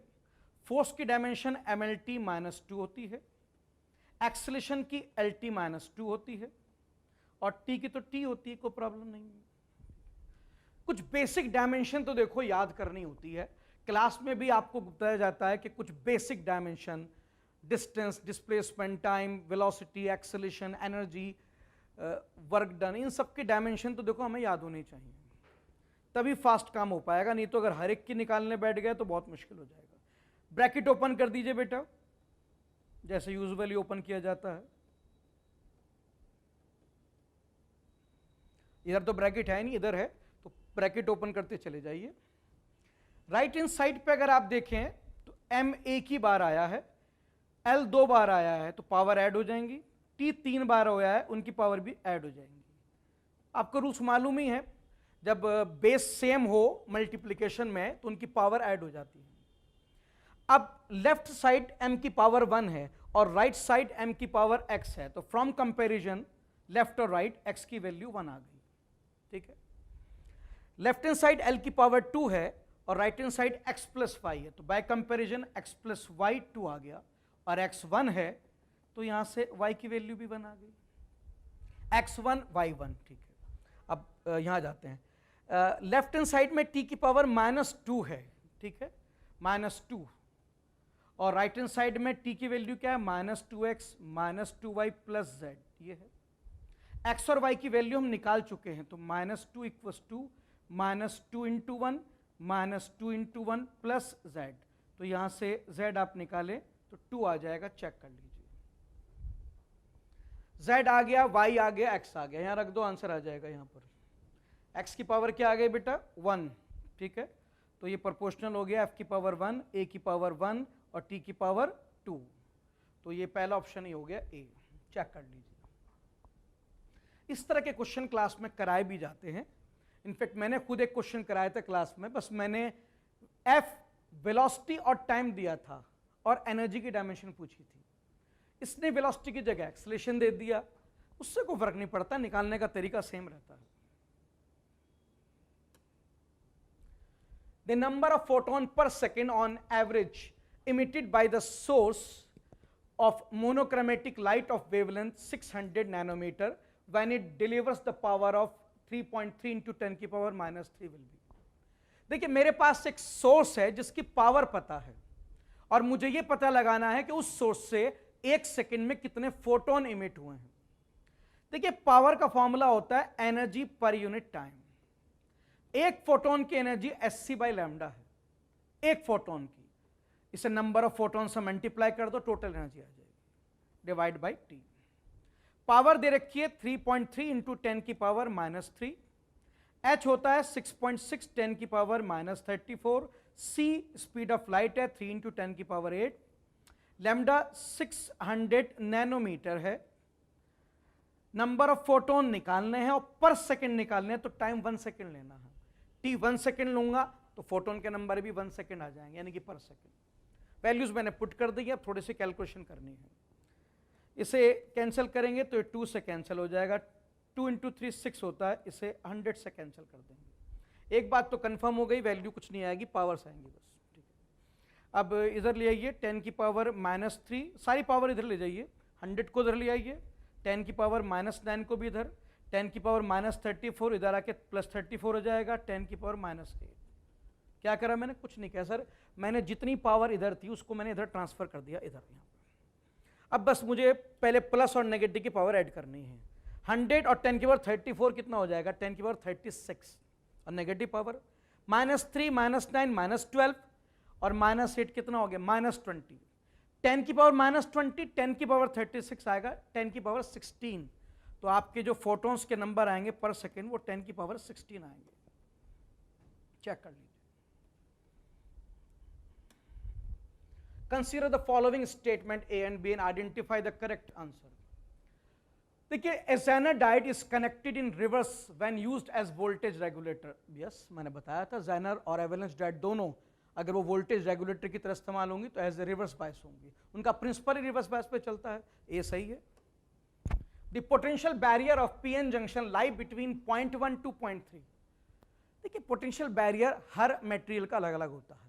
यूजुअली जो ये लाई करता है वो 0.2 से 0.7 के बीच में लाई करता है, अप्रोक्सीमेटली। सर इतना तो कंफर्म ही गलत है। क्यों सर? आपको क्लास में मैंने दो चीजों के लिखवाए थे बैरियर, जर्मेनियम डायोड का 0.3 और सिलिकॉन का 0.7। सर तो सिलिकॉन का ही 0.7 है, यानी कि 0.3 से आगे भी हैं, जबकि ये मना कर रहा है कि 0.1 से 0.3 होते हैं। नहीं सर, ये सिलिकॉन पे वैलिड नहीं हो रहा है, ये गलत हो जाएगा। ए करेक्ट है, बी इनकरेक्ट होना चाहिए। सेक्शन बी पे आ जाते हैं। 27 drop of same size are charge to 220 volt each. Sir मेरे पास 27 ड्रॉप हैं, हर एक का रेडियस आर, चार्ज क्यू। ऐसी ऐसी कितनी ड्रॉप हैं? 27। एक का वोल्टेज होता है क्यू क्यू बाई आर, यह है 220, इक्वेशन 1। ईच का है तो एक का है ये। They combine to form a bigger drop. इन सबको मिलाकर मैंने एक बड़ी ड्रॉप बना दी। देखिए चार्ज कंजर्व क्वांटिटी है, तो जब सारी ड्रॉप कंबाइन होंगी तो चार्ज सीधे सीधे ऐड हो जाएंगे। वो चीज सीधे सीधे ऐड हो जाती है जो कंजर्व क्वांटिटी है। तो अगर एक का क्यू है तो 27 का मिला के टोटल चार्ज 27 क्यू आ जाएगा। और वॉल्यूम कंजर्व क्वांटिटी है इस केस में, क्योंकि डेंसिटी कांस्टेंट है, तो सबके वॉल्यूम भी कंबाइन करके उसका वॉल्यूम आ जाएगा। मान लेते हैं इसका रेडियस कैपिटल आर है। 27 स्मॉलर ड्रॉप का जो वॉल्यूम होगा वो कंबाइंड होके इस एक का होना चाहिए, क्योंकि वॉल्यूम कंजर्व क्वांटिटी है। जो चीजें कंजर्व्ड हैं उनको हम डायरेक्ट ऐड कर सकते हैं टोटल लाने के लिए। चार्ज कंजर्व क्वांटिटी है, एक का क्यू है, तो Q plus Q plus Q plus Q 27 time कितना आ जाएगा? 27 क्यू।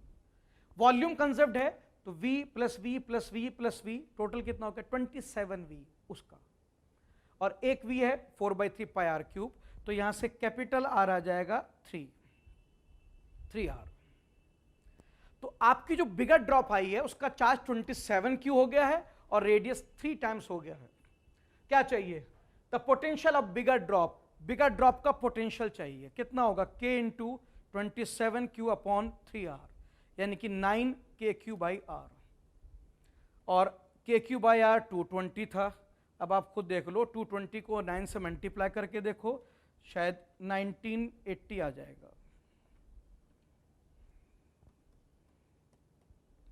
चेक कर लीजिए। कैलकुलेशन आप करके देख सकते हैं, इस तरह के क्वेश्चन क्लास में भी किए हमने, ठीक है।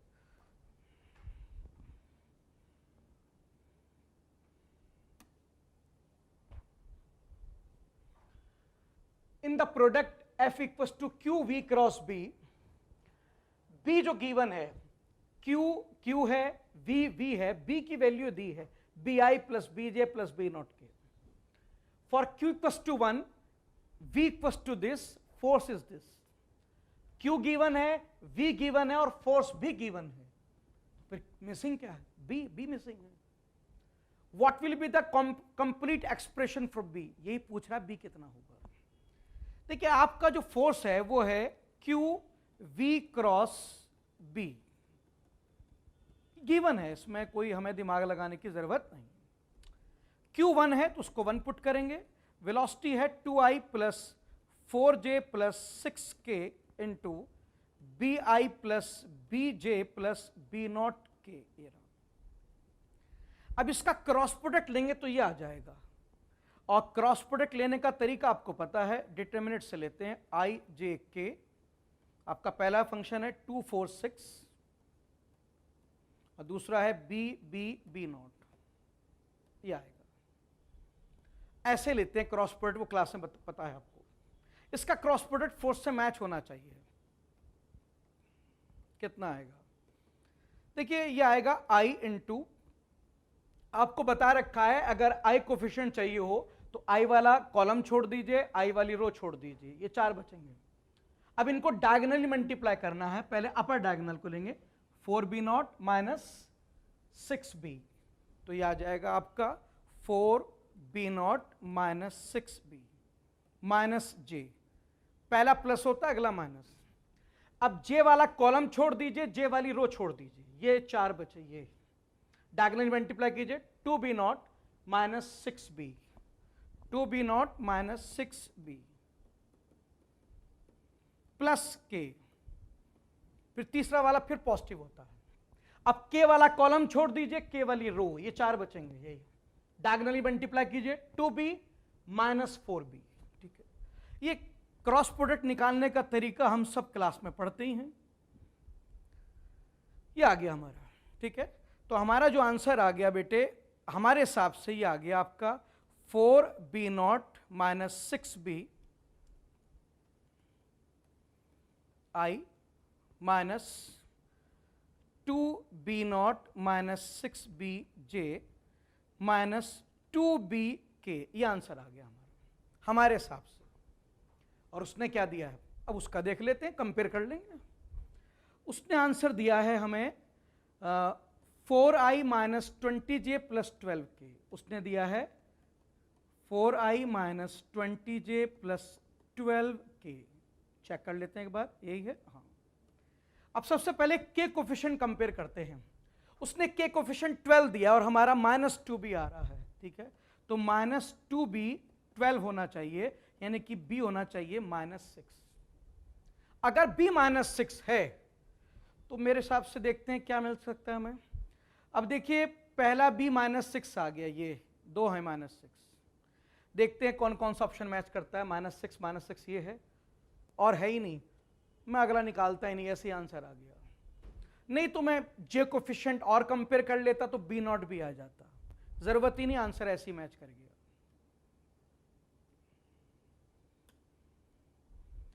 Two conducting circular loop of radius r1 and r2 placed in same plane with their centers coinciding। दो कंडक्टिंग लूप हैं और वो दोनों एक ही प्लेन में रखे हैं कॉमन सेंटर से। R1 बड़ा है, R2 छोटा है। The mutual inductance between them will be directly proportional to.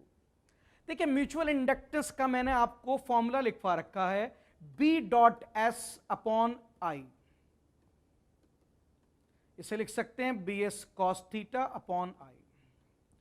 मैंने बताया था फील्ड किसकी देखते हैं, बड़े वाले लूप की।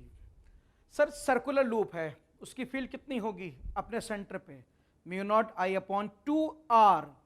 R1 लेना क्योंकि बड़े वाले की फील्ड देखते हैं। एरिया छोटे वाले का देखते हैं, पाई r2 स्क्वायर। थीटा 0 क्योंकि दोनों का प्लेन सेम है। और डिवाइड करते हैं बड़े वाले के करंट से I से। तो यहां से m की वैल्यू आ गई बेटा, ये आ गई आपका mu naught pi by 2 R2 square upon R1।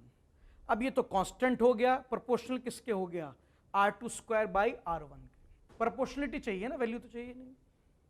Check कर लीजिए सही से, ये क्वेश्चन मैंने क्लास में कराया भी था, आप जाके देख सकते हैं। 39 3 resistors having resistance R1, R2 and R3 are shown as figure, दिखा रखा है। पहली ब्रांच में I1 आएगा यहां से, ये टोटल करंट है, यहां आके ये दो पार्ट में डिवाइड होगा, ये टोटल है, यहां तक टोटल आएगा, फिर डिवाइड होगा पैरेलल में। देखिए जब करंट पैरेलल में डिवाइड होता है तो इनवर्स प्रोपोर्शनल होता है रेजिस्टेंस के, ये क्लास में पढ़ते हैं। पैरेलल में जो करंट डिवाइड होता है वो इनवर्स होता है रेजिस्टेंस के। तो 2 के सामने 3 आएगा और 3 के सामने 2 आएगा, मैंने 2 लिख दिया उसे। तो ये रेशियो आ गया R3:R2। मुझे सेकंड वैल्यू चाहिए, मतलब बॉटम वाली डिनोमिनेटर, वो होता है सेकंड रेशियो डिवाइड बाय दोनों रेशियो का sum into total current. Total current कितना है, I1। तो यहां से I3 बाई I1 की वैल्यू आ गई R2 divide by R3 plus R2। Check कर लीजिए, ये फॉर्मूला डायरेक्ट होता है, पैरेलल में अक्सर करते हैं, ठीक है। तो I2 बाई I3 क्या हो गया, R3 by R2, inversely proportional होता है पैरेलल में करंट।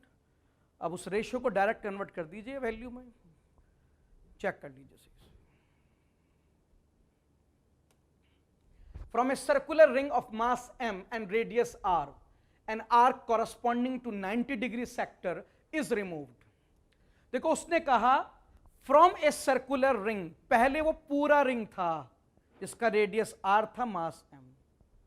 अब आपने बाद में उसका एक 90° का सेक्टर रिमूव कर दिया, ए ऐसे 90° का सेक्टर रिमूव करने का मतलब है अब जो बचेगा वो 3/4 पार्ट बचेगा, ठीक है। तो उसका मतलब पहले मास m था तो अब कितना हो गया, 3m/4। रेडियस तो वही रहेगा, कोई फर्क नहीं पड़ेगा। आगे पढ़ते हैं। The moment of inertia of remaining part of ring about an axis passing through the centre of ring and perpendicular to the plane is k times mr²। Then the value of k। कह रहा है जो remaining part है इसका moment of inertia चाहिए उस axis के about जो सेंटर से पास करे और प्लेन के परपेंडिकुलर हो। सर जब आपको पता है जब कोई मोमेंट ऑफ इनर्शिया उस एक्सिस के अबाउट चाहिए हो जो प्लेन के परपेंडिकुलर हो और रिंग के सेंटर से पास करे, उसका मैंने आपको डायरेक्ट फॉर्मूला लिखवा रखा है, I = mr²। m क्या है, उसका मास 3m/4 है। r क्या है, उसका रेडियस, वो r² है। अब बताओ हमारे हिसाब से 3/4 mr² आ रहा है, उसके हिसाब से k टाइम्स mr² है, तो k की वैल्यू क्या हो गई, 3/4। चेक कर लीजिए।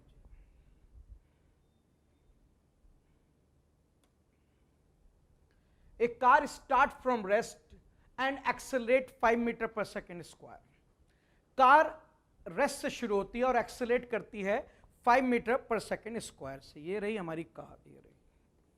अब कार है तो हॉरिजॉन्टली चलेगी, हवा में वर्टिकल तो चलने से रही।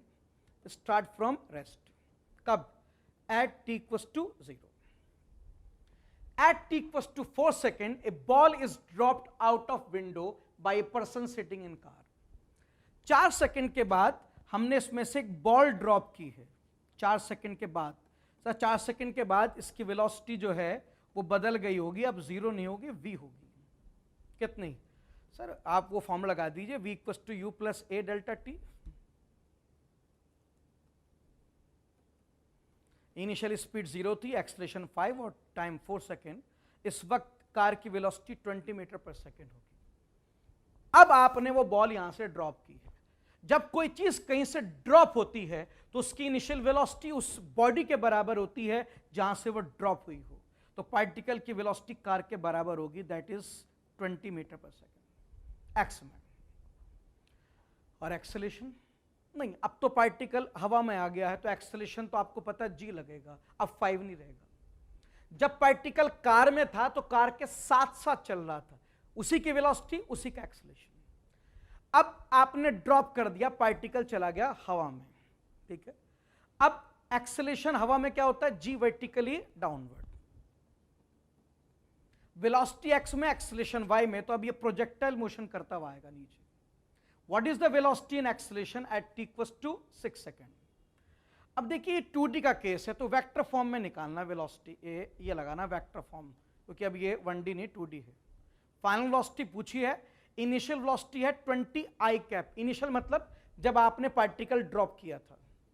एक्सेलेरेशन हवा में g होता है डाउनवर्ड -10 j कैप, और डेल्टा t 4 सेकंड पे ड्रॉप किया, 6 सेकंड पे आपको आंसर चाहिए, तो 4 से 6 का डेल्टा t कितना हो गया 2. तो आंसर आ गया 20I - 20j.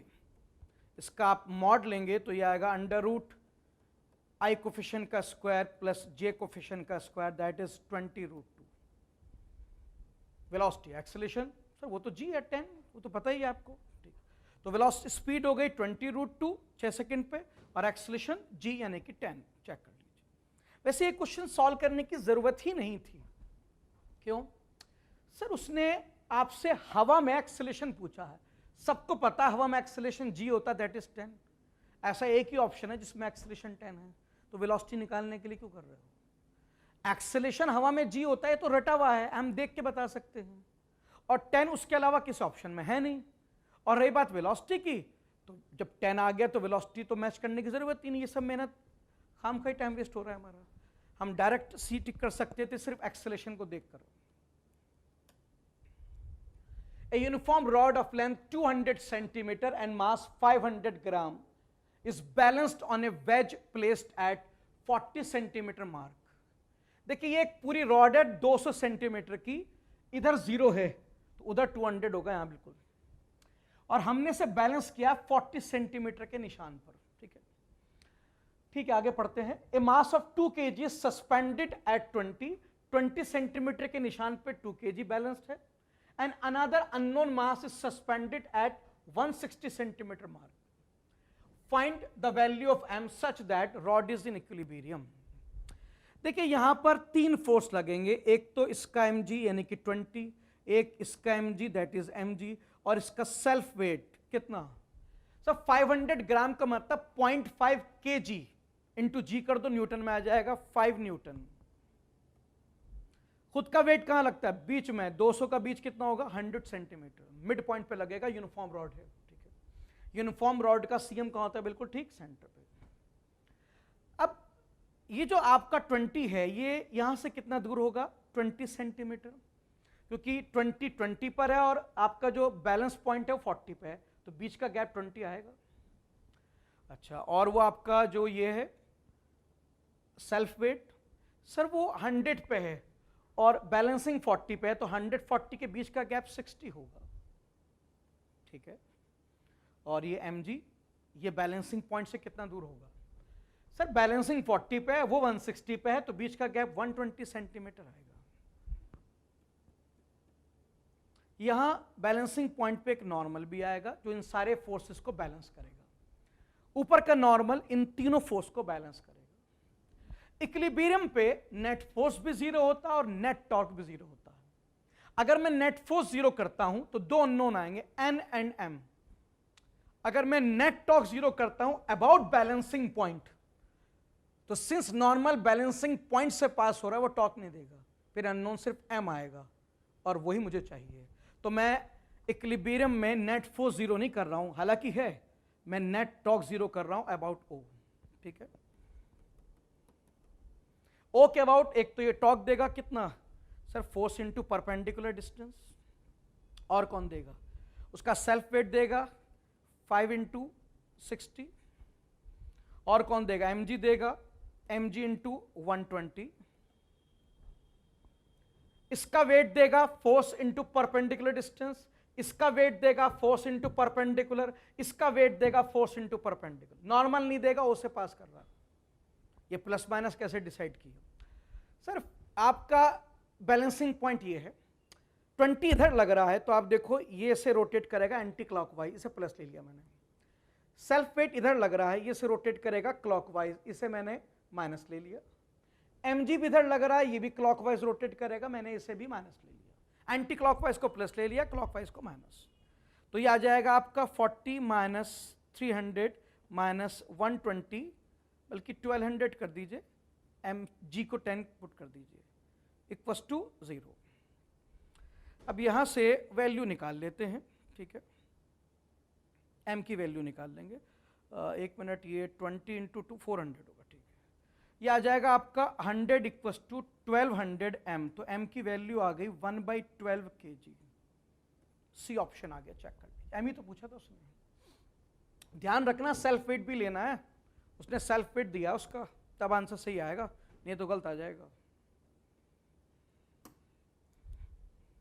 A uniform conducting wire of length 12A and resistance R is wound up as a current carrying coil in the shape of, एक मेरे पास पूरा कंडक्टिंग वायर है जिसकी लेंथ 12A है और रेजिस्टेंस R है, ठीक है। ये पूरा वायर है मेरे पास 12A का, रेजिस्टेंस R। मैंने इसे अलग अलग शेप में मोड़ा है। पहली शेप इक्विलेटरल ट्रायंगल है जिसकी साइड लेंथ A है। सर साइड लेंथ A लूंगा तो तीन साइड की टोटल लेंथ 3A आएगी, जबकि वायर की लेंथ 12A है, तो आपने 3 बार घुमाया होगा, ताकि सॉरी 4 बार, तब जाके लेंथ 12A बनेगी। तो ट्रायंगल में नंबर ऑफ टर्न कितने होंगे? 4। भाई अगर ट्रायंगल की लेंथ A है तो टोटल लेंथ 3 हो गई, जबकि वायर यूज किया 12A का, तो हमने 4 बार रोटेट किया होगा, उससे 4 नंबर ऑफ टर्न लिए होंगे। क्या चाहिए? डायपोल मोमेंट का मैग्नीट्यूड चाहिए। सर मैग्नेटिक मोमेंट होता है NIA, number of turn 4, current I given है, और एरिया ऑफ इक्विलेटरल ट्रायंगल होता है √3²/4, तो ये हो जाएगा आपका √3IA²। चेक कर लीजिए सही से। अब √3A की ऑप्शन में, डी में, तो अब अगले पार्ट को सॉल्व करने की जरूरत तो रही नहीं, बाकी करना है तो कर लीजिए, कोई प्रॉब्लम नहीं है। अगली बार आपने इसी वायर से क्या बनाया है? आपने स्क्वायर बनाया है, ठीक है, स्क्वायर, साइड लेंथ कितने का? 1 का। अब स्क्वायर में टोटल लेंथ 4A यूज होगी, जबकि मेरे पास टोटल वायर 12A का है, तो यानी कि मैंने उसको कितनी बार घुमाया होगा? 3 बार, तब जाके टोटल लेंथ 12A बनेगी। तो उसमें नंबर ऑफ टर्न कितने हो गए? 3। अब मैग्नेटिक मोमेंट का फॉर्मूला होता है NIA, number of turn 3, current I, और स्क्वायर का एरिया होता है A²। चेक कर लीजिए सही से, चेक कर लीजिए, ये आंसर आ गया आपका, देख लो अच्छी तरह से। वैसे तो ट्रायंगल से पता लग गया था आंसर क्या आएगा।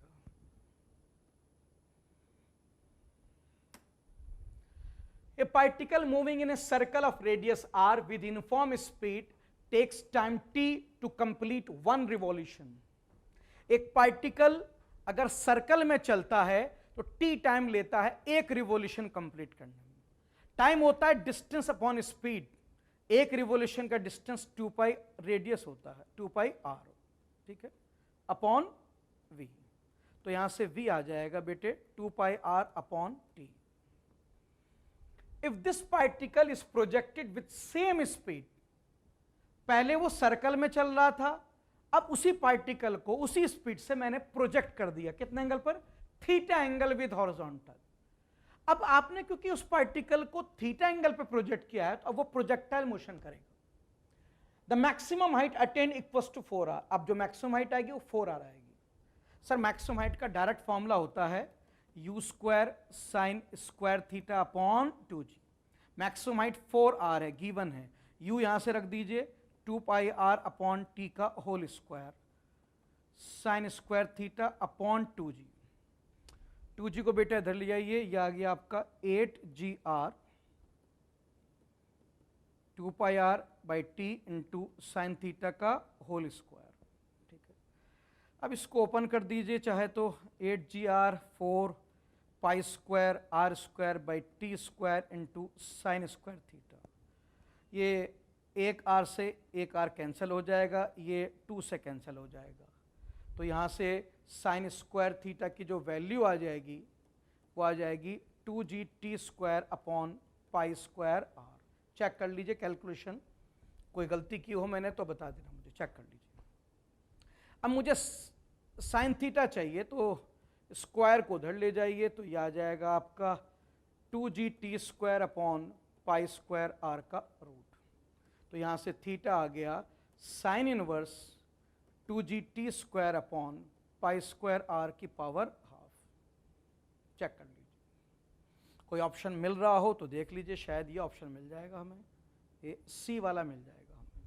ठीक है, चेक कर लीजिए, मेरे हिसाब से ये आंसर आएगा, पाई स्क्वायर आर आएगा। चेक कर लीजिए, ये वी नहीं है, ये हमारे टाइपिस्ट का एरर है, वी कुछ नहीं है, वी तो निकाल चुके हैं हम। ठीक है, कोई खास काम नहीं करना, एक बार टाइम का फॉर्मूला लगाकर वी निकालना है और अगली बार मैक्सिमम हाइट का फॉर्मूला रख के थीटा निकाल दीजिए, खत्म। फॉर्मूले याद हैं तो कुछ मुश्किल नहीं।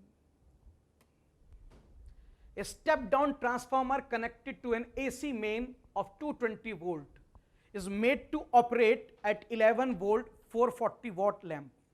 Ignoring the power losses in transformer, what is the current in primary coil? देखिए, ये स्टेप डाउन ट्रांसफार्मर है जिसको हमने कनेक्ट किया है 220 वोल्ट से, यानी कि प्राइमरी वोल्ट कितने हो गए 220 वोल्ट। और ट्रांसफार्मर का यूज किस में किया गया, to operate 11 volt 44 watt lamp. इसका इस्तेमाल किया गया एक लैंप को जलाने के लिए जिसकी पावर 44 थी। ये कौन सी पावर हो गई, आउटपुट। सर यही इनपुट पावर भी है, क्यों, क्योंकि उसने खुद कहा है कि पावर लॉसेस नेगलेक्ट कर दीजिए। अगर पावर लॉसेस नेगलेक्ट कर दूंगा तो जो आउटपुट पावर होगी वो इनपुट भी होगी, और इनपुट का मतलब प्राइमरी से होता है, तो इनपुट पावर हो गई primary voltage into primary current. VI formula लगा रहा हूं सीधे सीधे। तो यहां पर पावर आ गई 44 what, primary voltage 220 into primary current, तो यहां से ये आ गया 44/220, यह आ जाएगा 2 डिवाइड बाई 10, तो 0.2 एम्पियर आ जाएगा प्राइमरी कॉइल में जो करंट आएगा। चेक कर लीजिए, प्राइमरी का करंट ही पूछा है।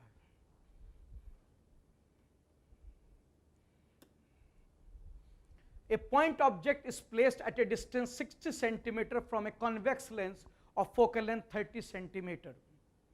सर ऑब्जेक्ट यहां रखा है 60 सेंटीमीटर इस लेंस से, उस लेंस से जिसकी फोकल लेंथ 30 है। सर फोकल लेंथ 30 है, ऑब्जेक्ट रखा 60 पर, इसका मतलब आपने ऑब्जेक्ट रखा है 2f पर। जब ऑब्जेक्ट 2f पे रखा होता है तो उसकी इमेज 2f अपोजिट साइड बनती है, तो इसकी इमेज बनेगी, यहां बनेगी पहली इमेज यहां से 2f पर, यानी कि 60, यहां से 20। लेंस फॉर्मूला लगाना चाहे लगा ले, कुछ जरूरत नहीं। कॉन्वेक्स लेंस में अगर ऑब्जेक्ट 2f पे रखा हो तो इमेज 2f अपोजिट साइड बन जाती है। ये पहली इमेज है जो कॉन्वेक्स ने बनाई होगी। फिर क्या होगा, सर इसकी इमेज इसके लिए ऑब्जेक्ट है, अब ये इमेज बनाएगा इसको ऑब्जेक्ट मानकर। हाँ, प्लेन मिरर की इमेज इक्वल डिस्टेंस पे बनती है अपोजिट साइड। अगर 20I1 राइट है तो इसकी इमेज बनेगी 20 लेफ्ट, यहां पर इसे I2 कहेंगे। इधर से 20 तो इधर से भी 20 होगा, टोटल 40 है। ये किसकी इमेज है, प्लेन मिरर की। देखो लाइट पहले कॉन्वेक्स लेंस से जाएगी, ये इमेज बनाएगा I1 पर, फिर लाइट मिरर से टकराएगी, फिर ये इमेज बनाएगा I2 पर, और लाइट टकरा के फिर वापस लेंस से जाएगी, अब तीसरी बार इमेज ये फिर बनाएगा, मगर अब इसके लिए ऑब्जेक्ट कौन होगा, I2। देखो इमेज 3 बार बनेगी। यहां पर आपकी जो लाइट है वो पहले ऑब्जेक्ट से लेंस से जाएगी I1 पर, ये इमेज बनेगी I1 पर, फिर टकरा के I2 पे जाएगी, और फिर I2 से वापस लेंस पे जाएगी, और फिर ये इमेज बनाएगी इस तरह से। ठीक है, इस तरह से। तो पहली बार जो इमेज बनेगी वो मैंने सॉल्व नहीं की, मुझे रटा हुआ है, जब ऑब्जेक्ट 2f पे होता है तो इमेज 2f पे बनती है। दूसरी इमेज प्लेन मिरर बनाएगा, वो भी रटा हुआ है, इक्वल एंड अपोजिट, तो 20 इधर बन गई। अब इसको ऑब्जेक्ट मान के फिर से इमेज बनाएगा, मगर अब मुझे लेंस फॉर्मूला लगाना पड़ेगा क्योंकि इसकी वैल्यू मुझे याद नहीं है। कैसे, सर लाइट इधर जा रही है लेफ्ट में, तो लेंस के लिए लेफ्ट पॉजिटिव होगा, राइट नेगेटिव। अब लेंस फॉर्मूला लगा दीजिए आप यहां सीधे सीधे। फोकल लेंथ +30 लेना, कन्वर्जिंग लेंस है, और ऑब्जेक्ट। सर तीसरी इमेज बन रही है, तीसरी इमेज का ऑब्जेक्ट सेकंड इमेज होती है ये वाली, जो यहां से 20 राइट है, राइट माइनस है, तो -20 लेना। तो यहां से V आ गया 1/30 - 1/20, यानी कि V आ गया -60। चेक कर लीजिए, वो आप कैलकुलेशन चेक कर सकते हैं। -60 का मतलब लेंस से 60 इधर माइनस राइट, क्योंकि राइट को माइनस कहा है। सर यहां से 60 का मतलब कहां जाएगा, सर यहाँ से 60 का मतलब जो इमेज बनेगी आपकी वो यहाँ बनेगी, यहाँ से 60 यानी कि इधर से 20, कैसे उधर बनेगी, मिरर से 20 सेंटीमीटर राइट।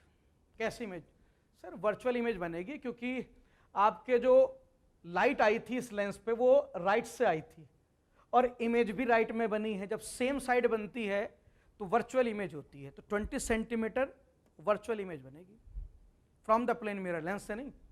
20 सेंटीमीटर मिरर से आया है, लेंस से तो 60 सेंटीमीटर है, मिरर से 20 है, ठीक है। और वर्चुअल इमेज बनेगी, ना कि रियल।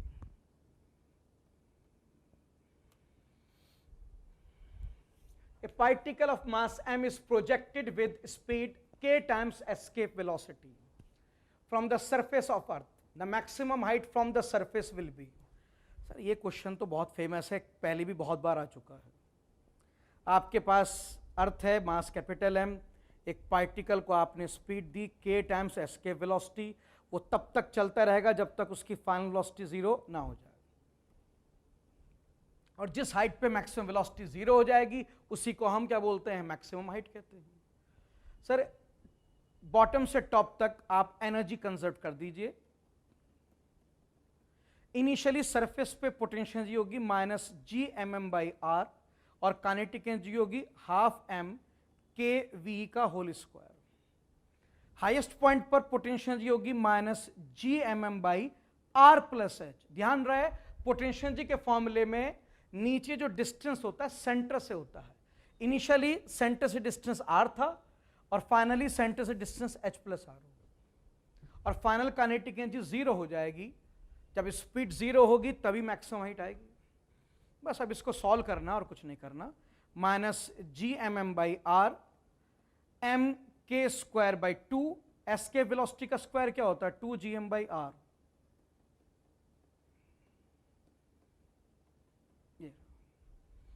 यहां से 2 से 2 कैंसिल हो गया, gmm भी कैंसिल हो जाएगा पूरा का पूरा।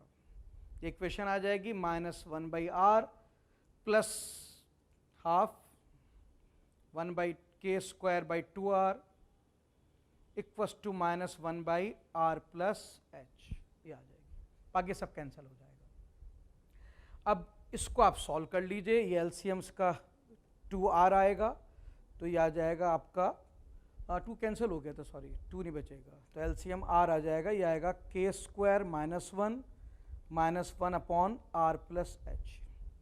मैं नेक्स्ट पेज पे ले जा रहा हूँ उसे। k² -1/r आ गया हमारा -1/h+r। इसको हम लिख सकते हैं h+r divide by r1 -k²। h+r को मैं इधर लिया है, उसको रिवर्स करके उधर ले गया, और माइनस की वजह से उसके कन्वेंशन उल्टे हो जाएंगे। तो h आ गया यहाँ से r1 -k² -r, तो ये आ गया k²r divide by 1 -k²। Check कर लीजिए, ऐसा कोई ऑप्शन हो तो मुझे बता दीजिए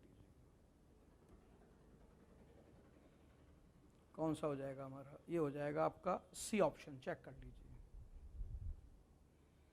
देखिए नेक्स्ट क्वेश्चन है, a series LCR circuit containing 5 henry inductor, 80 microfarad capacitor and 40 ohm resistor is connected to 230 volt variable frequency AC source. Series LCR circuit है, LCR तीनों है, ठीक है, नॉर्मली होते हैं। The angular frequencies of source at which power transferred to the circuit is half the power at resonant frequency are likely to be। देखिए जब हम रेजोनेंस का ग्राफ पढ़ते हैं तो कुछ इस तरह का ग्राफ पढ़ाया जाता है क्लासरूम में कि हमारा जो करंट है वो एंगुलर फ्रीक्वेंसी ओमेगा के हिसाब से वेरी करता है। किस तरह से? इस तरह से वेरी करता है, इस तरह से। और क्लास में ये भी पढ़ाया जाता है कि ये जो मैक्सिमम करंट मिलता है हमें, ये रेजोनेंस पे मिलता है जिसकी फ्रीक्वेंसी ओमेगा नॉट होती है, और फॉर्मूला होता है 1/√LC। ये फॉर्मूला स्टैंडर्ड फॉर्मूला है जो हर टीचर अपनी क्लास में पढ़ाता है। L की वैल्यू 5 है और C 80 माइक्रोफैरड है। तो यहाँ से अगर हम वैल्यू निकालें तो 10⁻³ डिवाइड बाई 20, तो यहाँ से ओमेगा नॉट आप चेक कर सकते हैं 50 आ जाएगा, ठीक है। इस पे रेजोनेंस आता है।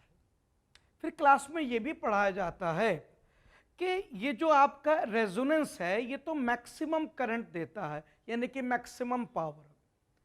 लेकिन अगर हम ये जानना चाहें कि मैक्सिमम के हाफ पावर क्या होगी, भाई वो तो मैक्सिमम पावर देता है एट मैक्सिमम करंट, ठीक है। थोड़ा सा उसको और एक्सटेंड कर देते हैं लाइन को, तो थोड़ा सा ऊपर ले जाएंगे, तो ये जो पावर आपको मिलती है बेटा ये तो मैक्सिमम पावर मिलती है कॉरस्पॉन्डिंग टू मैक्सिमम करंट, वो रेजोनेंस पे मिलती है। अगर मैं जानना चाहूं कि हाफ मैक्सिमम पावर क्या मिलेगी, तो हाफ मैक्सिमम पावर जो मिलती है वो एक नहीं बल्कि दो फ्रीक्वेंसी पे मिलती है, दो फ्रीक्वेंसी पे, ओमेगा 1 एंड ओमेगा 2। और ओमेगा 1 से ओमेगा 2 तक का जो डिफरेंस होता है उसे हम बैंडविड्थ कहते हैं, जिसमें क्लास में फॉर्मूला पढ़ाया जाता है R/L, हर टीचर पढ़ाता है। R की वैल्यू दे रखी है 40, L है 5, यानी कि 8 रेडियन पर सेकेंड, ये बैंडविड्थ होती है। बैंडविड्थ का मतलब ये ओमेगा 1 से ओमेगा 2 तक का डिफरेंस। अच्छा, ओमेगा नॉट जो होता है बीच में होता है बिल्कुल, ठीक है। तो अगर टोटल बैंडविड्थ 8 है तो 4 इधर और 4 इधर आएगा, ठीक है। मतलब ये 4 इधर और 4 इधर आएगा, ये। तो मैक्सिमम पावर जो है वो रेजोनेंस पे नहीं आएगी, सॉरी मैक्सिमम पावर का हाफ। तो एट रेजोनेंस तो मैक्सिमम करंट मिलेगा और मैक्सिमम पावर। लेकिन अगर हम मैक्सिमम पावर ना देखकर उसका हाफ मैक्सिमम पावर देखें तो हाफ मैक्सिमम पावर जो है वो आपको दो फ्रीक्वेंसी मिलेगा, ओमेगा 1 और ओमेगा 2, जिसके बीच का गैप बैंडविड्थ कहलाता है, जिसका फॉर्मूला R/L हम पढ़ते हैं क्लास में, हर टीचर पढ़ाता है। बैंडविड्थ जो है टोटल गैप होता है यहां से यहां तक का, क्योंकि ओमेगा नॉट बीच में है तो आधा बैंडविड्थ उधर आधा इधर होता है। अब सवाल ये है कि चलो इस क्वेश्चन में तो उसने पूछा है कि बताओ कौन कौन सी फ्रीक्वेंसी पे पावर हाफ आएगी, तो आप हाफ देख रहे हैं। क्लास में पढ़ाते हैं, क्यों पढ़ाते हैं क्लास में? क्लास में हाफ ही क्यों देखते हैं? क्योंकि कोई भी रेजोनेंट सर्किट मैक्सिमम के अलावा हाफ पावर तक रिकॉर्ड सेंस कर सकता है। इसलिए जब हम कोई रेडियो या कोई कह सकते हैं आप मोबाइल डिजाइन करते हैं तो इंजीनियर इस बात का ध्यान रखता है कि विद इन दिस बैंडविड्थ कोई और सिग्नल एग्जिस्ट ना करे नेचर में। ये सब मैं क्लास में पढ़ाता हूं, लगातार लगभग 30 to 40 मिनट बोलता हूं इस बात के ऊपर में कि आपका जो रेजोनेंट सर्किट लगा होता है इन मोबाइल और इन रेडियो और इन टीवी, वो सब सिर्फ और सिर्फ मैक्सिमम पावर के सिग्नल को नहीं लेता सर, वो हाफ मैक्सिमम पावर तक रिसीव कर सकता है। हर सर्किट रेजोनेंट को सबसे ज्यादा रिसीव करता है और 50% तक को भी रिसीव कर सकता है। अब क्योंकि वो 50% तक को कर सकता है तो ये डर रहता है कि इस फ्रीक्वेंसी के अलावा हमारा रेडियो और फ्रीक्वेंसी को भी रिसीव करेगा जो हम नहीं चाहेंगे। हम एट ए टाइम एक ही फ्रीक्वेंसी रिसीव करना चाहते हैं ताकि एक ही तरह का हमें आवाज सुनाई दे।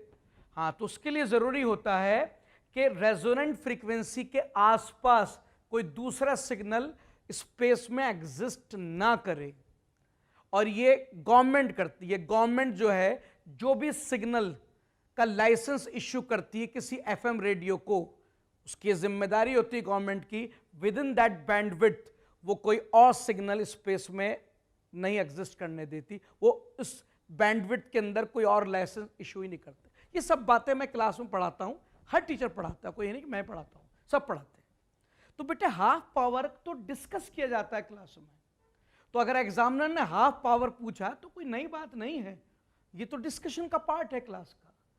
तो ये जो हाफ पावर मिलेगी आपको, ये रेजोनेंट के आधी बैंडविड्थ के ऊपर मिलेगी और आधी बैंडविड्थ के नीचे। अब रेजोनेंट आई थी 50, तो 50 के अलावा हाफ पावर मिलेगी 4 ऊपर और 4 नीचे। तो ओमेगा 1 जो आपको मिलेगा ये मिलेगा 50 माइनस 4 दैट इज 46, और ओमेगा 2 मिलेगा 50 प्लस 4 दैट इज 54। इन दोनों फ्रीक्वेंसी पे आपको हाफ मैक्सिमम मिलेगी, ठीक है।